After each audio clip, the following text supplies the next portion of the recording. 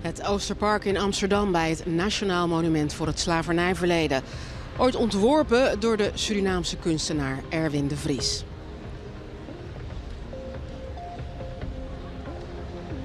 Genodigden en het publiek zoeken hun plaats rond het monument en op het grote veld erachter voor de herdenking die straks om 2 uur begint. Goedemiddag, het is vandaag 1 juli, de dag dat in 1863 de slavernij werd afgeschaft. Na eeuwen van onderdrukking in de voormalige koloniën Suriname en de Nederlandse Antillen. De dag van het verbreken van de ketenen, oftewel Kitty Kotti. En iedereen heeft zo zijn eigen redenen om vandaag hier aanwezig te zijn. En hun verhalen geven we vanmiddag de ruimte. Zo is er veel aandacht voor de oorspronkelijke bewoners van Suriname, de inheemse. En we staan stil bij hoe dat slavernijverleden ook nu nog altijd doorwerkt in de huidige generaties. En een blijvende impact heeft. En daarmee laten we ook het belang van vandaag zien. En niet alleen hier in Amsterdam wordt herdacht en later ook gevierd. Op steeds meer plekken in Nederland gebeurt dat. Ook dat gaat u zien. Maar laten we eerst teruggaan in de geschiedenis. Op 1 juli 1863 komt er dus officieel een einde aan de slavernij in de koloniën van Nederland. Wat ging eraan vooraf? In de 16e eeuw begint wat we nu de transatlantische slavenhandel noemen. Ook de Nederlandse Republiek doet graag mee, want aan tot slaafgemaakte mensen valt flink te verdienen. Er ontstaat een winstgevende driehoekshandel tussen Europa, Afrika en Noord- en Zuid-Amerika en het Caribisch gebied. Uit Amsterdam en Middelburg vertrekken schepen vol handelswaar, spullen waarmee betaald wordt voor mensen. Afrikaanse handelaren halen die met geweld weg uit de binnenlanden. Velen sterven onderweg, 15% overleeft de overtocht niet. De Republiek vaart er wel bij. De transatlantische handel draagt bij aan de rijkdom van de Gouden Eeuw. Pas op 1 juli 1863 komt er officieel een einde aan de slavernij in de kolonie van Nederland. Maar de tot slaafgemaakten worden gedwongen om nog 10 jaar door te werken op de plantages. Pas in 1873 zijn ze daadwerkelijk vrij. Hoeveel Afrikanen gedwongen naar de plantages zijn afgevoerd is niet precies bekend. Schattingen variëren tussen de 11 en 20 miljoen mensen. Naar schatting heeft Nederland daarvan 600.000 mensen verhandeld. Ja, vandaag worden al deze mensen dus herdacht. Collega Evita McNack is hier even verderop. Ik zei het al, iedereen staat hier met zijn of haar eigen familieverhaal en reden om hier te zijn. Evita. Zeker, het Oosterpark zit er vol mee. En juist die familieverhalen en die mensen die zich vandaag extra verbonden voelen met hun voorouders, met hun familiegeschiedenis, zorgt ervoor dat het ook een emotioneel moment is. Nou, u ziet hier, er zijn heel wat mensen naar het Oosterpark gekomen om samen te herdenken. En ik vroeg hen aan wie zij denken straks bij de 1 minuut stilte. Ja, aan familie. Ik ben voor het eerst in Suriname geweest dit jaar. Ook heel veel verhalen gehoord van familie, hoe zij dingen hebben ervaren toentertijd. Dus mijn gedachten gaan zeker uit naar hun. Ja, eigenlijk ook naar zijn familie. Want ik heb zelf natuurlijk geen Surinaamse familie, maar ik ken hem wel al mijn hele leven. En ik heb natuurlijk veel dingen over zijn familie gehoord. En ook over zijn reis naar Suriname. Dus ja, dat heeft zeker wel wat losgemaakt. En dan ga je er dan ook wel weer meer over nadenken. Waarom vindt u het zo belangrijk om dat mee te geven aan uw dochters en hier te zijn? Het heeft heel veel gedaan met ons, met mijn voorouders. Mijn ouders die dat aan ons mee hebben gegeven. En ik voel gewoon iedereen die hier in de klederdracht naartoe komt. Dat maakt mij eigenlijk een beetje emotioneel op dit moment. Ja. En dat wil ik ze dus wel meegeven, dat het gewoon vanuit je hart komt. Ja. Hoe belangrijk is het dat de inheemse bevolking ook vandaag vertegenwoordigd is? Anders blijven ze de verloren groep. En als je in je woonkamer blijft zitten, dan gebeurt er niks. Je moet jezelf laten zien. Dat heb ik ook in mijn carrière geleerd toen bij de Hogeschool van Amsterdam. Toen ik voor een nieuwe functie ging, dat ze zeiden, maar Florien, jij werkt zo lang bij ons, maar je hebt jezelf nooit laten zien. Heb ik altijd onthouden. Nou, ik kom uit Twente, dus dat is een stukje hier vandaan. Dus ik zou het ook mooi vinden als dat daar meer gevierd en meer herdacht kan worden. Ja. En wat voor ruimte zou je daar dan willen zien? Hoe dat herdacht kan worden daar in Twente? Ik zou het heel mooi vinden als het museum daar wat meer mee zou doen. Als de scholen daar meer mee zou doen. En als de kinderen die net als ik vroeger opgroeien in een hele witte omgeving, dat die zich gezien voelen en gehoord voelen. En dat die dat samen kunnen vieren. En het is wel een goede manier om gewoon even bewust te worden ervan. En je gaat er wel over nadenken. En Met het monument natuurlijk ook hier. Daar fiets ik wel eens langs en dan denk ik er wel even bij na, maar dan misschien niet zo uitgebreid. En dan is zo'n dag als dit wel echt goed, vind ik, zodat mensen er aandacht aan gaan besteden. En ja, dat je er gewoon eigenlijk bewust van wordt. En dat is denk ik ook het belangrijkste. Het is ook heel belangrijk dat kinderen bewust worden van hun roots, waar ze vandaan komen eigenlijk. Want bij mij begon het toen ik 48 was. Ik ben nu 67. Ja, de verschillende beweegredenen van alle bezoekers hier in het Oosterpark om vandaag bij Kitty Kotti aanwezig te zijn. De gast deze hele uitzending is Alana Helberg-Proctor. Welkom, fijn dat u er bent. U heeft een miljoenensubsidie ontvangen voor onderzoek naar de doorwerking van het slavernijverleden. Daar gaan we het zo over hebben. Maar eerst een meer persoonlijke vraag. Hoe belangrijk is deze dag voor u zelf? Ja, dit is een hele belangrijke dag. Ik denk voor iedereen die in Nederland is opgegroeid en zelf nazaat is van dit verleden, dat het belangrijk is om te zien dat wat onze voorouders hebben meegemaakt en doorstaan, dat dat herkend wordt en dat daarbij stilgestaan wordt voor onszelf, voor die voorouders en ook voor onze kinderen en de volgende generaties. Ja, ik zei het al, u doet onderzoek of gaat ook nog meer onderzoek doen naar de doorwerking van het slavernijverleden.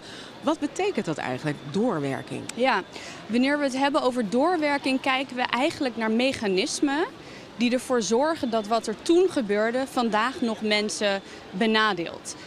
Ik heb zelf onderzoek gedaan, ik ben medisch antropoloog, dus ik heb onderzoek gedaan naar de doorwerking in relatie tot gezondheid en het zorgsysteem in Europees Nederland. En wat je daar ziet is dat je een aantal specifieke mechanismen ziet. Dus, en dat zijn verschillende niveaus in het zorgsysteem, in de maatschappij en uiteindelijk bij een individu. En waar moeten we dan aan denken? Kunt u concrete voorbeelden geven? Ja, dus wanneer we kijken naar het individu, dan zien we dat het raciale denken, de ideeën over ras en wie superieur is en inferieur, wie beter is en minder goed is, hè, die ideeën zijn niet verdwenen. En mensen komen in aanraking daarmee omdat ze geconfronteerd worden met die negatieve beelden over zichzelf. En wat betekent dat bijvoorbeeld voor een patiënt? Ja, een patiënt die daarmee geconfronteerd wordt, heeft een fysieke reactie. Dat is een stressreactie. En dat is belastend voor het lichaam. Als dat een keer gebeurt, is dat niet zo erg. Maar bepaalde groepen mensen, nazaten vooral, die hebben daar heel vaak mee te maken. En dat zorgt voor chronische stress. En dat benadeelt eigenlijk je hele lichaam. Waardoor je dus vaker ziek wordt. Wanneer je ziek wordt bijvoorbeeld met een infectie, heeft dat meer impact. Dus dat heeft gevolgen echt voor je fysieke gezondheid. Maar ook de mentale gezondheid. Want we hoorden het net ook in het filmpje. Iemand zei, oh, ik heb zelf nu pas een aantal jaar het bewustzijn. En wat je ook ziet is dat er consequenties zijn voor de mentale gezondheid. Omdat het lastig is om een positief zelfbeeld te ontwikkelen in een maatschappij waar je constant jezelf negatief terugziet. En hoe is het bijvoorbeeld in het onderwijs? Hoe belangrijk is het daar? Daar is het heel erg belangrijk in relatie weer tot de gezondheid. We kunnen het hebben over het primaire onderwijs tot aan het wetenschappelijke onderwijs. Ik heb zelf meer gekeken naar het wetenschappelijke onderwijs. En daar zie je dus, doordat deze groep eigenlijk wordt vergeten, er is weinig bewustzijn, word je opgeleid in Nederland om een bepaalde groep te zien als de standaard patiënt. Dus bijvoorbeeld binnen de dermatologie, als er geen aandacht is voor huidskleurvariëteit, ja, dan word je benadeeld. Dus de bewustwording is belangrijk, ook op scholen, ook voor kinderen op de basisschool. En daar leren ze over onze gedeelde geschiedenis. We gaan kijken op een school in Amsterdam, waar ze dat al een aantal jaar doen. We gaan het vandaag hebben over Kitty Kotti. Ik zal even beginnen met hoe je het uitspreekt. Het is Kitty Kotti. Dus ga niet zeggen Katie Kotti, het is Kitty Kotti. Wat wij de kinderen willen leren over Kitty Kotti is vooral het herdenken van wat er gebeurd is, maar ook het vieren van dat we vrij zijn. En je moet je bedenken dat met dit soort grote schepen gingen ze dus van Amsterdam gingen ze naar landen in Afrika waar ze slaven gingen ophalen. En vanuit die plekken gingen ze dus bijvoorbeeld naar Suriname, naar Curaçao. Ik vind het heel belangrijk dat ze weten waar ze vandaan komen. Dus het hoeft niet alleen uit Suriname te zijn of uit Curaçao. Maar ook dat kinderen weten waar hun wortels liggen. Nederland was het laatste land waarin officieel de slavernij werd afgeschaft. Want het was gewoon heel lastig voor Nederland om de slavernij af te schaffen. Want dan hadden die plantage-eigenaren niemand die op de plantages konden werken. Waarom denk je dat het nog steeds belangrijk is dat wij als school en groep 8 dit nog steeds herdenken en nog steeds vieren? Peter. Omdat wij een soort van excuses moeten aanbieden voor wat we vroeger deden. Omdat we niet moeten vergeten wat er gebeurd is en omdat het belangrijk is om de geschiedenis te weten, zodat ze later niet denken, oh ja, laten we het gewoon doen. Ik vind het belangrijk dat iedereen zich vrij voelt en erbij hoort. En dat niet als je anders bent, dat je er dan niet bij hoort per se. We gaan meelopen met de Biggie Speakery Waka. En dat doen we al een jaartje of 7 hier op deze school. En waarom is dat zo belangrijk? Het is heel belangrijk omdat wij een school zijn met 82 nationaliteiten. Dus iedereen heeft een stukje geschiedenis wat hij meeneemt. Dus we hebben ook kinderen die niet in vrijheid zijn opgegroeid. Dus voor ons komt het ook allemaal heel dichtbij. Het hoort gewoon bij de geschiedenis van Nederland en zo. En dat, wat een van mijn klasgenoten ook zei, dat Nederland niet allemaal bloemetjes is. En een heel erg een mooi land, dat ze ook gewoon slechte dingen hebben gedaan.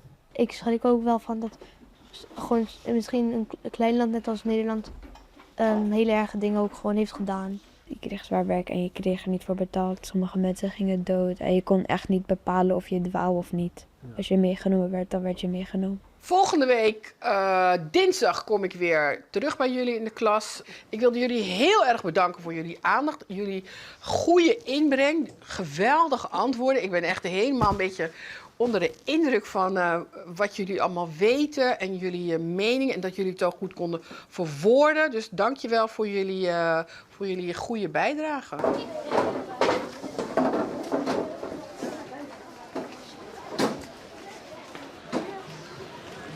Ja, en de kinderen van deze klas, hier zien we ze, liepen dus ook mee in de Biggie Speakery. Dat is de traditionele optocht tijdens Kitty Kotti. Deze kleurrijke stoet van mensen in traditionele kleding is inmiddels aangekomen in het Oosterpark.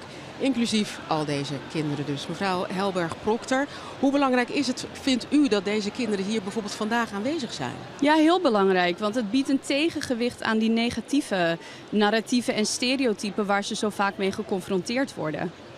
En de doorwerking voor hen, wat kan dat betekenen?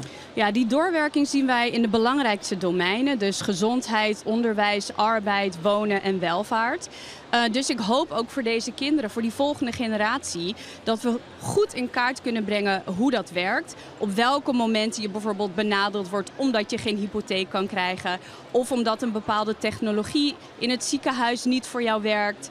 Omdat je een donkere huid hebt. En dat we dat heel gericht kunnen herstellen. Zodat de volgende generatie daar minder last van heeft. En de generatie daarna eigenlijk dat niet meer meemaakt. En het is ook belangrijk dat de kinderen zichzelf daarvan bewust zijn. Dat al die problemen voor hen in het verschiet liggen.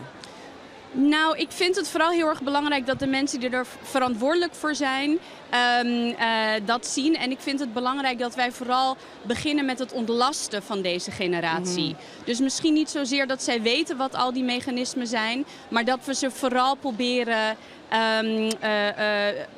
positievere eigenlijk boodschappen te geven over zichzelf. En dat is een voorbeeldfunctie die wij denk ik allemaal kunnen hebben. En die mensen die werkelijk verantwoordelijk zijn voor de domeinen arbeid, onderwijs, dat zij echt iets gaan doen daaraan. Duidelijk. Ja, we gaan weer even terug naar Evita, want een groep die in het verleden vaak vergeten werd rond 1 juli. Dat is de inheemse bevolking van Suriname. Ja, hier voor mij Dwayne Toemere. U bent straks een spreker tijdens de herdenking. U vertegenwoordigt de inheemse bevolking, de oorspronkelijke bevolking van Suriname. Ja, hoe belangrijk is het dat de inheemse bevolking ook een stem krijgt bij deze herdenking? Ik vind het heel belangrijk dat de inheemse bevolking een stem krijgt. Het begon allemaal met de ontmoeting van de kolonisator met de inheemse bevolking. Dat is waar die hele geschiedenis van kolonisatie mee begon. Dus dat wordt vaak vergeten. Daar is heel veel onbekendheid over. En het feit dat voordat de kolonisator naar de Amerika's kwam, er al duizenden jaren van beschaving was.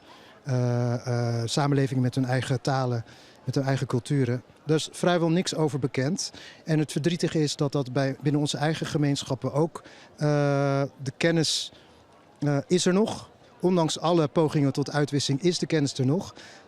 Maar er valt nog heel veel te onderzoeken over wat onze voorouders eigenlijk hebben gecreëerd, hebben gemaakt met elkaar en hebben opgebouwd aan samenlevingen en cultuur. Hoe is het voor u persoonlijk zelf om deze groep te vertegenwoordigen vandaag? Ik ben enorm vereerd. Ik ben enorm vereerd dat ik hier mag staan, dat ik mag spreken namens mijn voorouders die de kans niet hebben gehad om een stem te laten horen. En zeker ook voor de voorouders die alle uitwissing en verdrijving hebben overleefd. Dus ook om de veerkracht. Ook leden van het kabinet zijn vandaag aanwezig in het Oosterpark. Hier zien we premier Jette voor het eerst in zijn rol als premier. Zal hij hier spreken straks tijdens de herdenking. En hij wordt onder meer welkom geheten door Astrid Elburg. Zij is directeur van het comité aan het Nederlandse nationale slavernijverleden. Ja, die herdenking is dus hier in Amsterdam, maar in de rest van Nederland wordt ook herdacht en gevierd. En steeds meer gemeenten doen onderzoek naar hun rol in het slavernijverleden. Zoals Amersfoort. Excuses is wat ik u daarom aanbied. Namens het stadsbestuur van Amersfoort. We moeten leren om het een plek te geven en het leven gaat gewoon door. Want als je blijft hangen in dat wat in het verleden is gebeurd, kan je geen stap vooruit maken. Voorouders, help ons. Tot slaafgemaakte voorouders, help ons. Wij bevinden ons nu op een pad waarbij we goddelijke begeleiding nodig hebben.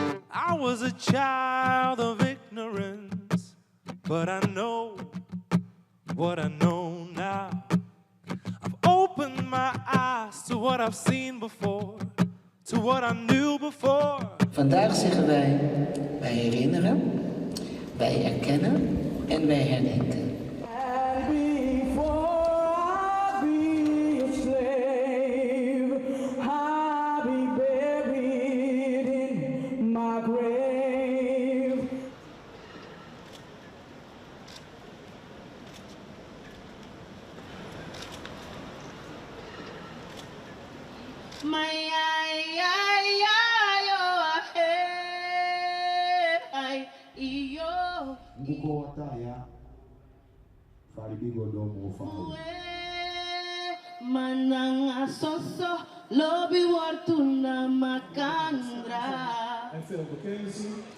Ja, de herdenkingen op meerdere plekken buiten Amsterdam. Bij mij nog steeds Alana Helberg-Proctor, antropoloog en onderzoeker.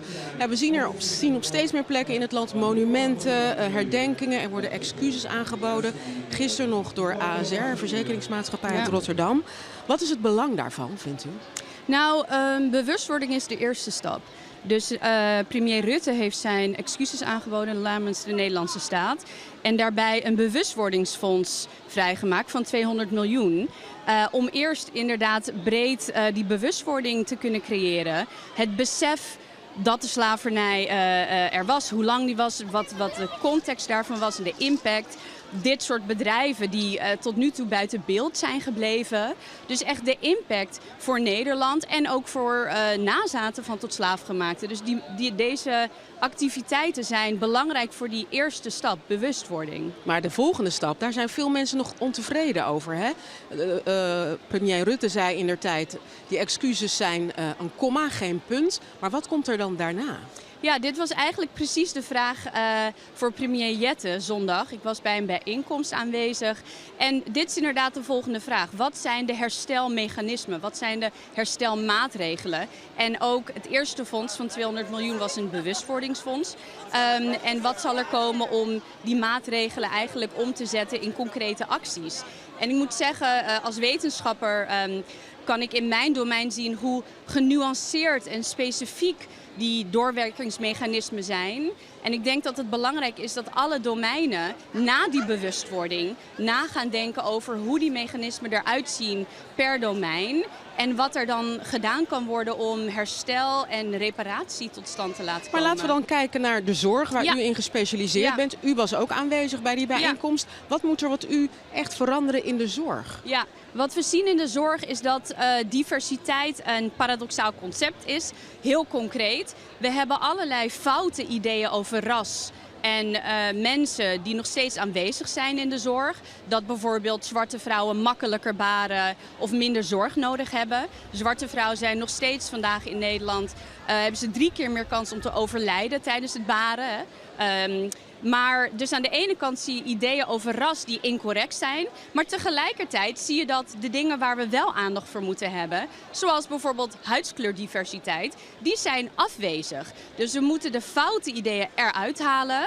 En aandacht voor de echte verschillen die echt relevant zijn voor de gezondheid. Zoals racisme, maar ook andere vormen van diversiteit in het lichaam. Die moeten we gaan introduceren. Ja. Jette gaat zo een toespraak geven. Wat verwacht u van hem? Waar hoopt u op? Laat ik het zo zeggen. Ja, ik hoop echt op inzicht in welke herstelmaatregelen er komen. Toen de slavernij werd afgeschaft waren er herstelmaatregelen voor de slavenhouders. Dat was 10% van de rijksbegroting. Nu hebben wij 0,06% of iets gekregen voor bewustwording. En ik wil graag weten, hoe zal herstel plaatsvinden? En mijn onderzoek is een groot project met een groot team. En wij proberen om inzicht te geven in hoe herstel eruit zou moeten zien van het perspectief van nazaten en inheemse gemeenschappen. Nou, we gaan zo van premier Jette horen waar hij mee komt, of hij ergens mee komt. Dat gaan we na 2 uur zien. Ja, het is u vast opgevallen, veel gasten en bezoekers die zich bijzonder kleden vandaag. In jurken met omslagdoeken, hoofddeksels, vaak rijk aan kleur en detail. Het zijn kledingstukken die een verhaal vertellen met een diepere betekenis. Vol traditie, identiteit en vooral ook vol trots.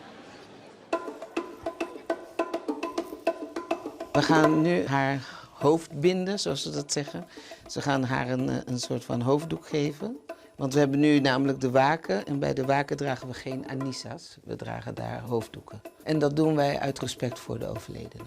Ik hoop dat die strak genoeg zit. Jawel. Ja?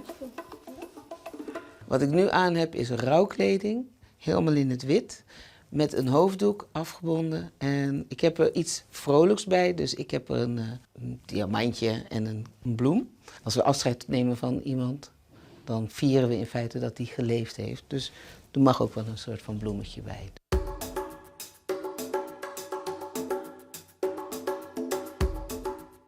Wij zijn van Kitty Kotti Zeeland en vorig jaar, of de afgelopen jaren, 3 jaar, hadden we deze kleuren, deze stof gekozen. Blauw met roze. En dat stond dan eigenlijk voor water. En de schelpen, oesters, mosselen. Daarbovenop komt dan de Anissa. En dan is dit de Miss de Neef. Dit is een mevrouw die heeft werkelijk bestaan in Suriname. En zij is eigenlijk de grondlegger van de Kottenmissie. Miss de Neef. Kleding is voor ons altijd wel een uiting geweest van strijdbaarheid. Dat je waardig bent, waardigheid. We hebben onze kleding aan en we zijn trots op dat we vrij zijn. Dat we er mogen zijn, dat we eindelijk gezien mogen worden. En dat doen we dus ook met onze kleding. En daarom is onze kleding ook zo kleurrijk en zegt het zoveel. En kleding is heel belangrijk. Ja, is prima. Ja? Oké. Ingetogen, zo. Ja, toch? Ja. En als je zo aan de zijkant doet, je hoofd die kant op? Weet ik Dat niet. is mijn bloemie. Dat is je bloemie. Ja? Oké. En daar zien we de aankomst van de burgemeester van Amsterdam, Femke Halsema. Ook zij zal spreken straks tijdens de herdenking. En de kleding die we net zagen is vast ook te zien in het nog te bouwen Nationaal Slavernijmuseum. Als alles volgens plan verloopt, opent dat museum in 2030 hier in Amsterdam. Evita sprak met de museumdirecteur John Leerdam. Hij legt uit wat de betekenis is van dit slavernijmuseum. Er zijn duizenden mensen, 3, 4 generaties die hebben gevochten dat het museum er zou komen.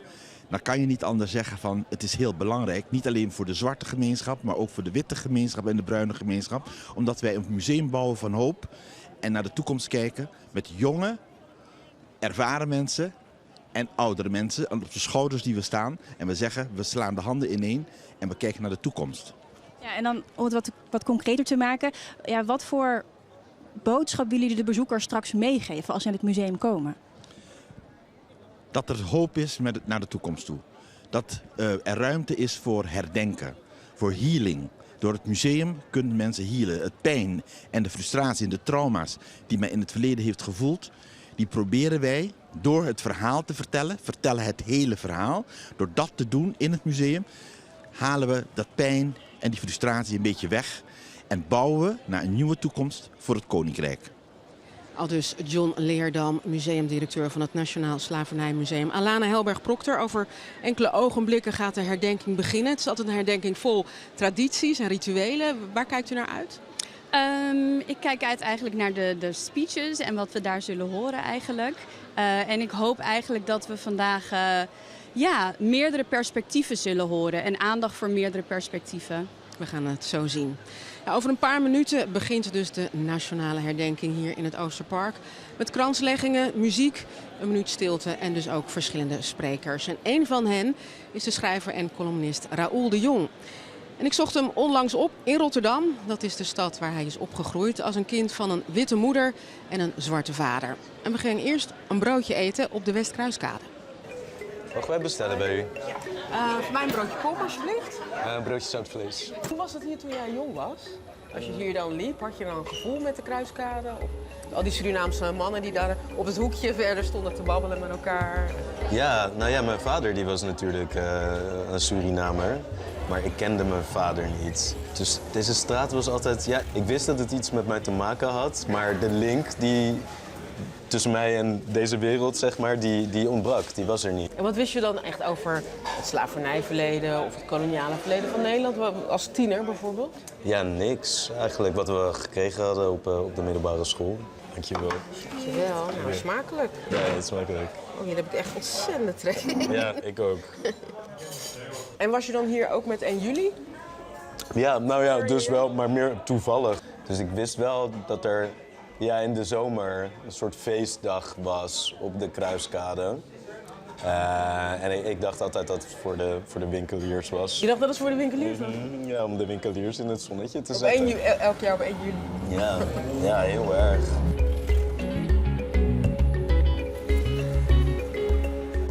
En wanneer veranderde dat? Wanneer kantelde dat voor jou? Ja, dus eigenlijk toen ik mijn vader heb ontmoet, toen ik 28 was, heb ik hem voor het eerst echt ontmoet. Ja, en toen dacht jij, ik moet zelf in die geschiedenis duiken. Ja, ik ben toen naar de Donner gegaan, de grootste boekwinkel hier in Rotterdam. En ik heb gevraagd of ze boeken hadden over Suriname. We zijn nu in jouw woonkamer. Dit is de plek waar je familiegeschiedenis hebt onderzocht. Ja, dus ik heb hier eigenlijk 7 jaar lang heb ik gewerkt uiteindelijk aan een boek over de geschiedenis van Suriname, over Surinaamse schrijvers en de krachten van mijn voorouders waarmee ze de slavernij hebben overleefd. En dat is uiteindelijk het boek geworden, Jaguar Man. Wat betekent die zoektocht voor jou persoonlijk? Wat heeft het jou persoonlijk opgeleverd? Waar het me vooral van bewust heeft gemaakt is hoe hard mensen hebben moeten vechten om mij dit leven te geven. Ik heb dit leven niet zomaar gekregen. Ik heb dit omdat mensen de helpaarde hebben overleefd voor mij. En dat betekent dat ik dit leven moet vieren en er goed voor moet zorgen. En het door moet geven, intact. Dat is het belangrijkste wat dit me heeft opgeleverd. En wat betekent 1 juli dan nu voor jou, na die hele zoektocht die je hebt afgelegd? Ik werk vaak rond Kitty Kotti en vertel ik het verhaal van mijn voorouders. En ik vertel hoe ze de slavernij hebben overleefd, wat ze hebben geleerd in dat hele proces. Toen al hun vrijheid hen werd afgenomen en ze niet anders konden dan nadenken over wat vrijheid werkelijk betekent. Dus dat is waaraan ik denk tijdens Kitty Kotti. Maar het is een moment waarop er in Nederland dus geluisterd wordt naar dat verhaal. En tijdens de rest van het jaar is dat heel vaak niet zo. Dat zei schrijver Raoul de Jong over Kitty Kotti. De dag waarop er in Nederland geluisterd wordt, zoals hij zei. Ja, we gaan nu ook luisteren en kijken natuurlijk naar de herdenking hier bij het Nationaal Monument voor het Slavernijverleden in het Oosterpark. Iedereen zit er klaar voor. Er worden straks kransen gelegd en er is een winti-ritueel. Een eerbetoon aan de voorouders van heel veel van de mensen die hier aanwezig zijn. En hier zien we nogmaals premier Jette en burgemeester Halsema die straks dus zullen spreken. En daarnaast is er aandacht voor de mensen die we net zagen. De oorspronkelijke bewoners van Suriname, de inheemse. De herdenking wordt gepresenteerd door Andrew Makkinga. Ja.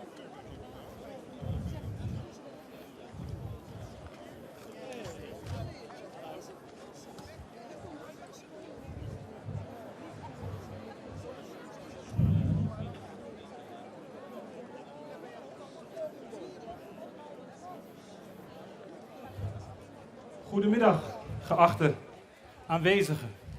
Zijn we daar? Mag ik u allemaal een compliment geven voor hoe mooi u er allemaal uitziet. Uw paraplu's verhullen het, maar dank voor uw komst, maar ook uw prachtige komst. Een applaus voor uzelf, dames en heren. Geachte aanwezigen, mijn naam is Andrew Makkinga en namens het Herdenkingscomité Slavernijverleden en het Nationaal Instituut Nederlands Slavernijverleden en Erfenis, het NINSE, heet ik u van harte welkom bij de Nationale Herdenking Slavernijverleden hier in het Oosterpark in Amsterdam. Ook een bijzonder welkom aan iedereen die vandaag met ons verbonden is via de live-uitzending van de NOS. In Nederland, in Suriname, in het Caribisch deel van het Koninkrijk der Nederlanden. Aruba, Bonaire, Curaçao, Saba, Sint-Eustatius, Sint Maarten. En aan allen die luisteren of kijken via radio, televisie of online. Ook u welkom. Vandaag, dames en heren, staan we stil bij het Nederlandse transatlantische slavernijverleden. En herdenken we de wettelijke afschaffing van de slavernij op 1 juli 1863 in Suriname en Caribisch Nederland. Vandaag is dat precies 163 jaar geleden. We gedenken de tot slaafgemaakten die onder dit systeem hebben geleden. En we eren de kracht, de waardigheid en veerkracht die zij en hun nazaten hebben doorgegeven. Tegelijkertijd is deze dag ook een moment van bezinning en hoop, waarin we samen bouwen aan herstel, aan erkenning en aan een toekomst die rechtvaardiger is voor ons allen. Het thema van deze herdenkingsceremonie is schouder aan schouder. We laten zien dat we niet tegenover elkaar willen staan, maar juist naast elkaar. Vooral in een tijd waarin polarisatie wereldwijd drastisch toeneemt.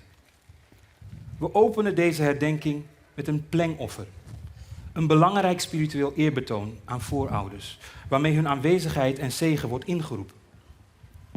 Dames en heren, jarenlang deed Winti-priesteres Marian Markelo dit plengoffer tijdens de herdenking. Zij is er nu niet vanwege gezondheidsredenen. Ze heeft wel een boodschap voor ons. Ze zegt: op deze Kitty Kotti ben ik vandaag niet aanwezig vanwege mijn gezondheid.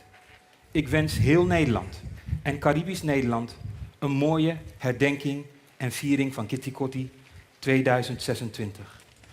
Ik zou u willen vragen om mij te begeleiden in het zenden van een applaus en energie aan een vrouw die meer dan dat verdient, maar ook aan alle anderen die ziek zijn en hier niet konden zijn. Laat u horen, Amsterdam. Laat u horen, want ze voelt het, ze ziet het, ze weet het. Marian Markelo.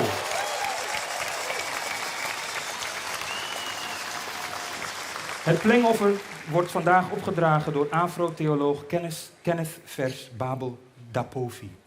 Tijdens het plengoffer zult u onder meer de woorden Grangado Keduampong horen, wat God Almachtig betekent, en Mama Isa, Moeder Aarde.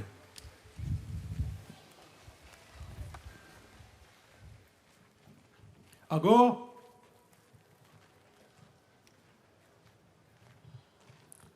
Ago. Ago. Jullie antwoorden dan. Amen. Ago. Zo, dat klinkt beter. Onyame. Onyanko pon kwamo do mako matudu ampon. Grangado kedu ampon. Grand tangi fa deftide. Lana boluko ma wali sense bi un pongo enge voleve. Grangado kedu ampon na yuna jina di katempe. Mwene buko mo boande. Wij danken Grangado kedu ampon volgens de namen van onze Afrikaanse voorouders uit de 5 taal- en cultuurgebieden waar ze ten behoeve van de transatlantische mensenhandel vandaan werden gehaald. Het eerste plengoffer is voor Mama Isa. Heilige aarde. Moeder aarde. De heilige aarde waarvan wij zijn gemaakt. De heilige aarde die ons voorziet in al ons eten en drinken. Het is ook de heilige aarde waarin wij terugkeren na onze dood. Dit plengoffer voor onze voorouders is voor het leed dat zij hebben ondergaan, maar tevens voor het offer dat zij hebben opgebracht, zodat wij vandaag in relatieve vrede en rust kunnen werken aan onze levensdoelen, aan onze taakstelling hier op aarde. Dit is voor onze Grand Bigismas. Ik zal u niet iedere keer de ondertiteling meegeven. Dit is een eerbetoon dat wij hen niet vergeten zijn. Dat zij in ons voortleven. Maar laat het vandaag ook gezegd zijn dat onze Afrikaanse voorouders, hun spirits, dat is geen vage, schimmige figuren uit het verleden. Dat zijn geen schimmige figuren die wij met een simpel plengoffer, water uit een kalebas, op de een of andere manier danken en tevreden moeten stellen. Het gaat veel verder dan dat. Teruggeteld vanaf 5 generaties, dus vanaf onze ouders, grootouders, overgrootouders en bedovergrootouders, is het de energie van 32 Afrikaanse spirits die in ons voortleven. Het is die energie, die spirituele energie, waardoor wij elke dag wakker worden met hoop, optimisme. Zodat wij hier in Nederland, in Suriname, de diaspora, maar overal in de wereld, kunnen werken aan onze taakstelling. Onze levensdoelen kunnen verwezenlijken en een bijdrage kunnen doen aan de verdere ontwikkeling van onze community. Maar laat het ook gezegd zijn dat degenen die op ons afkomen met het vuur van intolerantie, met het vuur van verdeel en heers en met het vuur van de superioriteitswaan. Laat het gezegd zijn dat deze generatie, mijn generatie, de babyboomers, maar ook de generatie X, maar zelfs de millennials, laat het gezegd zijn dat wij niet de andere wang toekeren. Als ze op ons afkomen met het vuur van de intolerantie en de superioriteitswaan, blussen wij dat vuur met water. Want zoals we allen weten, bij alles wat wij ondernemen, elk zaadje dat wij planten, daar hebben wij water voor nodig. Zodat het kan bloeien en groeien en wij de vruchten daarvan kunnen plukken. Het is mij ter oren gekomen dat onze nieuwe minister-president verder gaat dan de komma van de vorige minister-president. We hebben begrepen dat er een punt achter die komma komt en dat hij verder gaat met een dubbele punt of een puntkomma.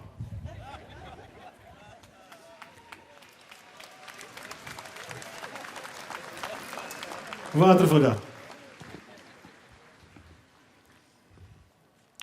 Bij alles wat wij doen en we gieten water ervoor, dan weten we dat het zaadje tot mooie vruchten gaat leiden. Want er is één ding dat wij ons moeten realiseren, is dat wij vanuit een hele grote achterstand als slaafgemaakten, als gevangenen, als slaafgemaakten, als vrijgemaakten daarna, dat wij min of meer genoegen moesten nemen met tolerantie. Maar u weet net als ik, dat tolerantie iets zegt over degene die jou tolereert. Degene die jou tolereert, die heeft ook de macht om jou niet te tolereren. Dus het is nu de hoogste tijd dat wij zeggen, mooi, we zijn getolereerd. Maar vandaag, 153 jaar geleden, het was trouwens op een maandag, 153 jaar geleden, dat de transatlantische mensenhandel echt werd afgeschaft en wij dan relatief vrij konden zijn. Zeggen we, maar nu, moeten wij doorpakken. En dat doorpakken doen wij door inderdaad het zaadje van de tolerantie dat te planten en dan ook van water te voorzien, dat die kan groeien en bloeien. En dat wij over een paar jaren, want we zijn hoopvol gesteld, want komma wordt een punt, komma en dubbele punt. En kunnen wij over een paar jaren oogsten van acceptatie in plaats van tolerantie. Acceptatie en gelijkwaardigheid.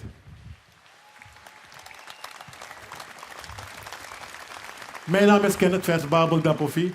Ik wens u een prettige voortzetting van deze herdenking. Ik dank u wel.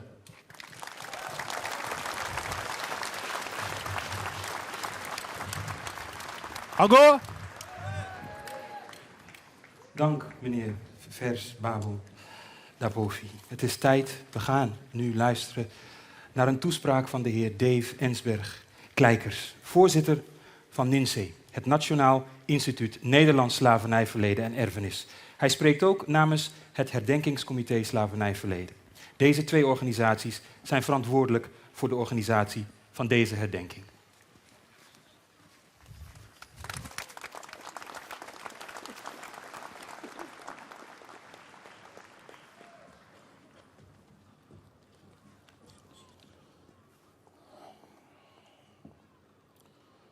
Beste voorouder, ik schrijf u deze brief uit waardering, erkenning en respect. Onze eeuwenoude Afrikaanse wijsheid, Ubuntu, leert ons dat wat wij doen doorwerkt tot 7 generaties. Dat betekent dat u en andere voorouders vandaag in 2026 nog altijd met ons meeleven. In wie ik ben, in hoe ik hier sta, in vrijheid en in waardigheid. Uw kracht om ondanks mensonterende omstandigheden trouw te blijven aan uw cultuur, taal en spiritualiteit, inspireert mij elke dag. Daarom definieer ik mezelf niet als slechts een nazaat van tot slaafgemaakte. Ik ben een nazaat van sterke en moedige Afrikanen. Overlevers van de Ma'afa.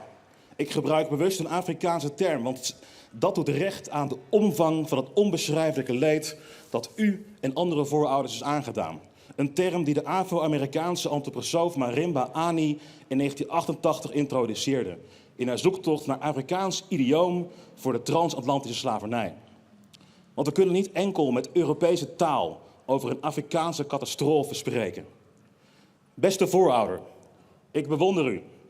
U werd weggerukt uit uw thuis, geketend, vernederd, verkocht, mishandeld en ontmenselijkt. En toch brak u niet. U bleef mens waar men u tot een zieloos bezit wilde maken. U bleef zingen, geloven, herinneren.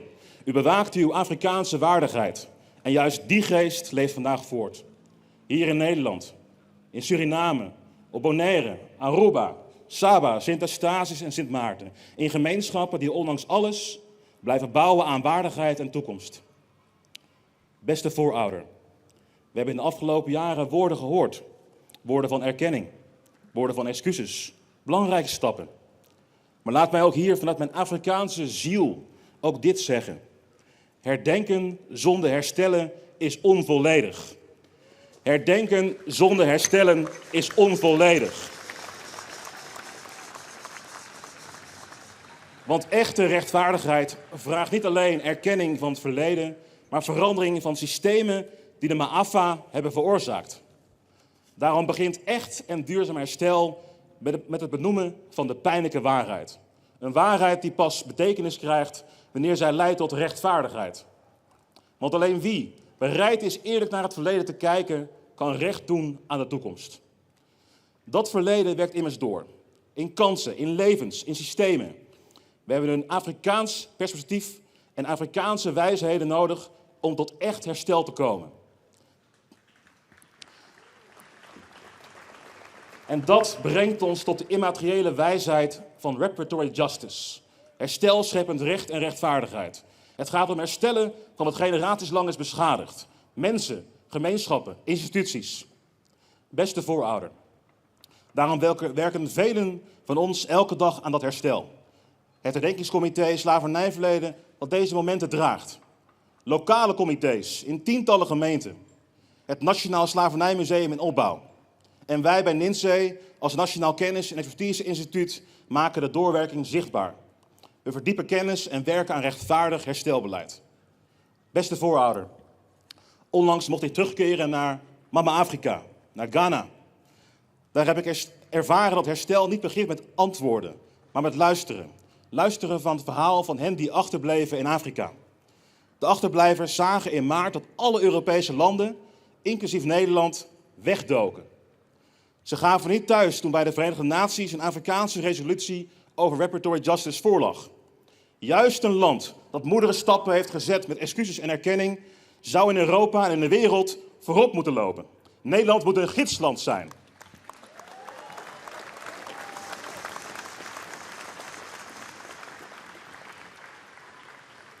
Beste voorouder, ooit zal ook ik een voorouder zijn.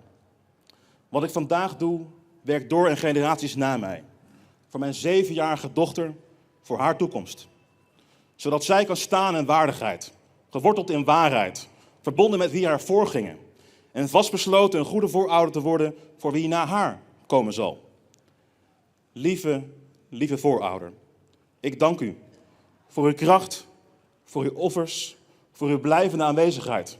Ik draag u met mij mee. Grand Tangi.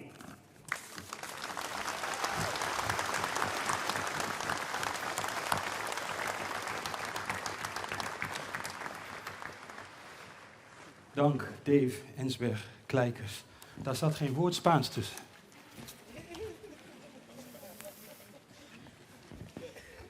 Muziek, dames en heren, kan spreken waar woorden tekort schieten. We gaan luisteren naar Manoushka Zegelaar-Breveld. Ze wordt bijgestaan door gospelkoor The Soul Sisters, dat zich met passie richt op het overbrengen van religieuze en hoopvolle boodschappen via muziek. De legendarische Alvin Lewis is op gitaar en Jarif Vroom op percussie. Die zorgen voor begeleiding. Manoushka Zegelaar-Breveld is een gerespecteerde naam binnen de theater- en filmwereld. Een veelzijdig Nederlandse actrice, zangeres en schrijfster met Surinaamse roots. Haar werk kenmerkt zich door maatschappelijke betrokkenheid en het vertellen van verhalen die nog niet voldoende gehoord zijn. Waarom vraag je niet wat er met mij aan de hand is wanneer je me hoort zuchten? Rustig zal ik blijven terwijl ik je het vertel en mijn tranen de grond doorboren. Dat is de vertaling van wat Manoushka zingt. Manoushka en de Soul Sisters, dames en heren, gaan Be Quiet, Aborogrong zingen. Een groot en warm welkom.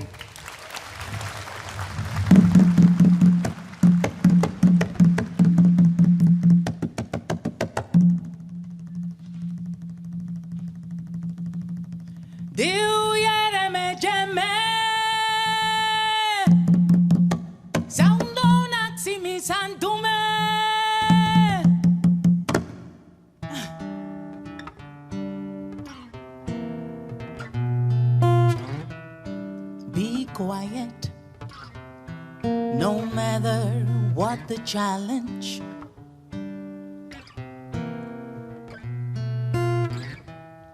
Be quiet, stay put where you're put at.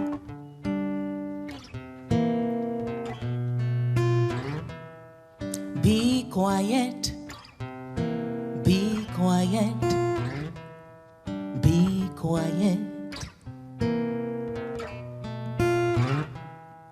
Be quiet, don't let nobody tempt you.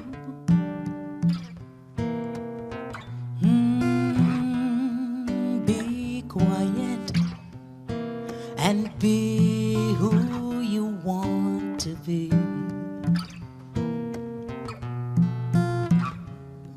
And know that in the deepest of your deepest,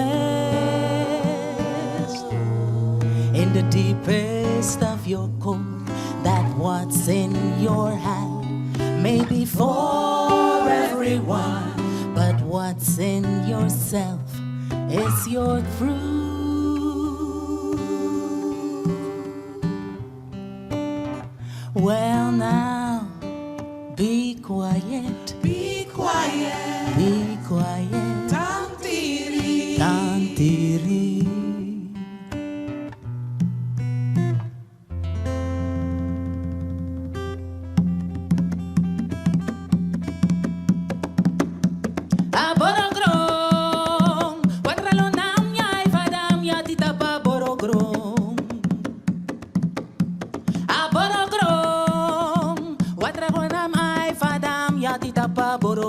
aborogrom, aborogrom, aborogrom.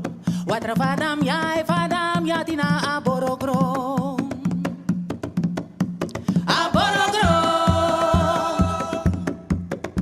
Watra lonam ya vadam ya tina aborogrom.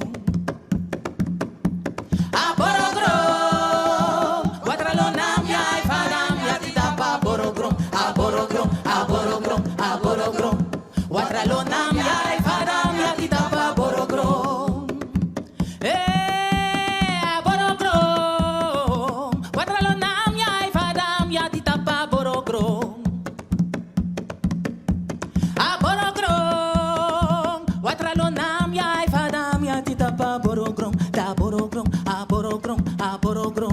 Watralonam ya ifadam ya titapa borogrom.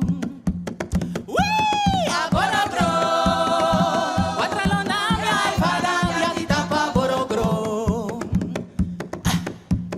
Aborogrom. Watralonam ya ifadam ya titapa borogrom. Aborogrom, aborogrom, aborogrom.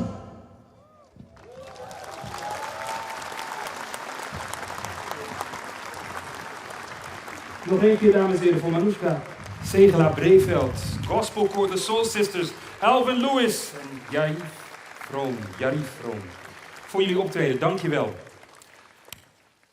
Het is tijd om de minister-president Rob Jetten uit te nodigen, om namens de Raad van Ministers van het Koninkrijk het woord te voeren. Welkom.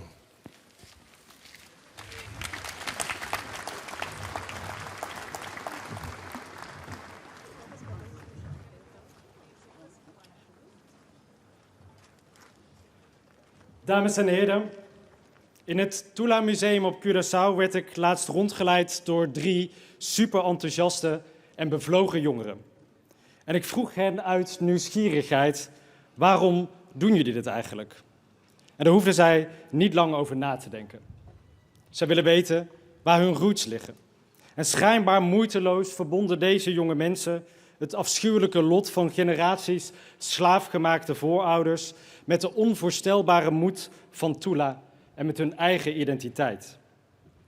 Het slavernijverleden bleek voor deze jongeren niet alleen een verhaal over slachtofferschap, maar juist ook over trots, vrijheid en opstaan tegen onrecht. En daarmee ook een verhaal met een grote betekenis voor henzelf en voor het hier en nu. En ik vond dat indrukwekkend. En het bracht me in gedachten meteen ook naar dit moment en deze plek, waar het slavernijverleden en het heden elkaar elke 1 juli ontmoeten. De plek waar gedeelde pijn, gedeelde kracht en trots en een gedeelde identiteit samenkomen.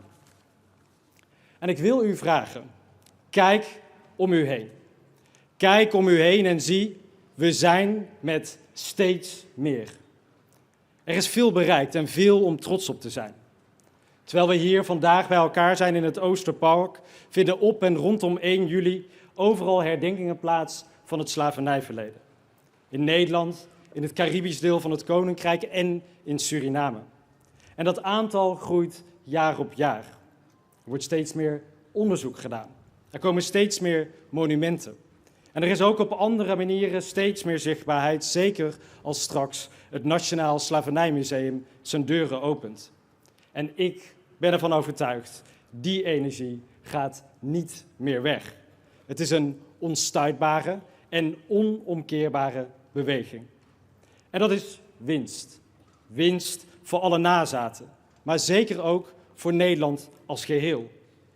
Want hoe meer aandacht er is voor deze schandvlek in onze geschiedenis en hoe meer mensen zich betrokken voelen, hoe groter de kans dat we erin slagen het verhaal achter de komma op een goede manier in te vullen.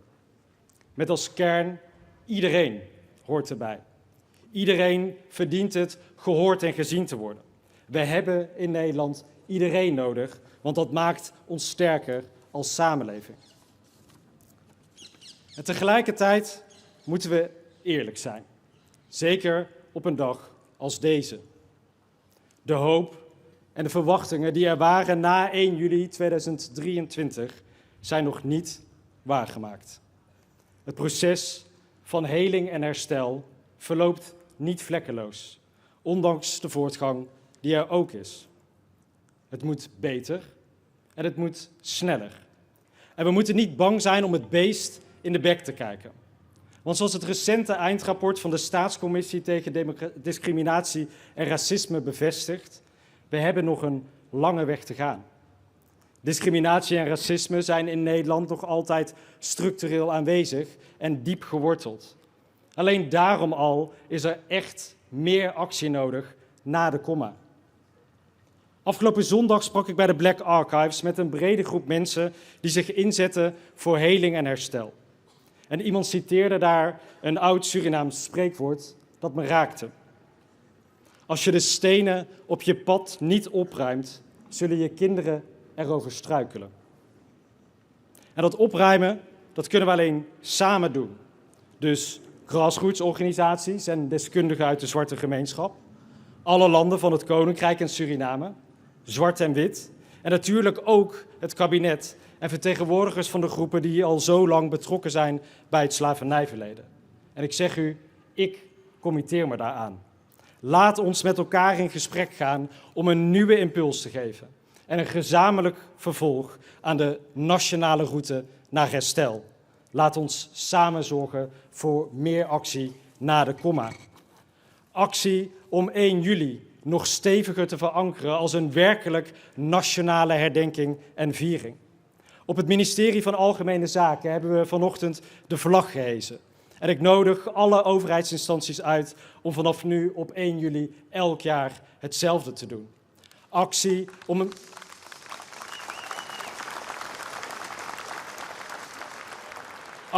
om met een discriminatietoets te zorgen dat regels en beleid niet discriminerend kunnen werken, zoals we zagen in de toeslagenaffaire. Actie om de doorwerking van het slavernijverleden op sociaal-economisch gebied of bijvoorbeeld gezondheid te onderkennen en daar ook wat aan te doen. En actie door ons uit te spreken, elke keer als we zien dat iemand gediscrimineerd wordt of dat er sprake is van racisme. Zeker van ons, politici en bestuurders, mag worden verwacht dat we duidelijk normeren. Maar eigenlijk is het een opdracht aan iedereen in het hele Koninkrijk der Nederlanden. Want elke keer als we ons niet uitspreken, is een gemiste kans om racisme en discriminatie een halt toe te roepen. Want dames en heren, bij de presentatie van het rapport van de Staatscommissie was er een prachtige tekst van spoken word artist Seun Steenken. Een jonge stem uit Nederland. En ik citeer graag een paar zinnen. Als we willen bouwen aan een samenleving waarin discriminatie en racisme iets is van verleden, moeten we samen weerstand bieden tegen het gedachtegoed waaruit het is gestegen. Dus open je hart en vraag jezelf af, hoe kan ik meebouwen aan een inclusievere plek? In het kampioenschap tegen discriminatie, racisme heeft iedereen een basisplek. Dus dames en heren, iedereen hier, iedereen die kijkt, laat ons niet alleen luisteren naar de woorden van vandaag. Laat het ons ook motiveren om de mouwen op te stropen en in actie te komen. Op 1 juli herdenken we, de andere 364 dagen handelen we. In gezamenlijkheid, want als we dat doen, dan komen we samen verder. Dank u wel.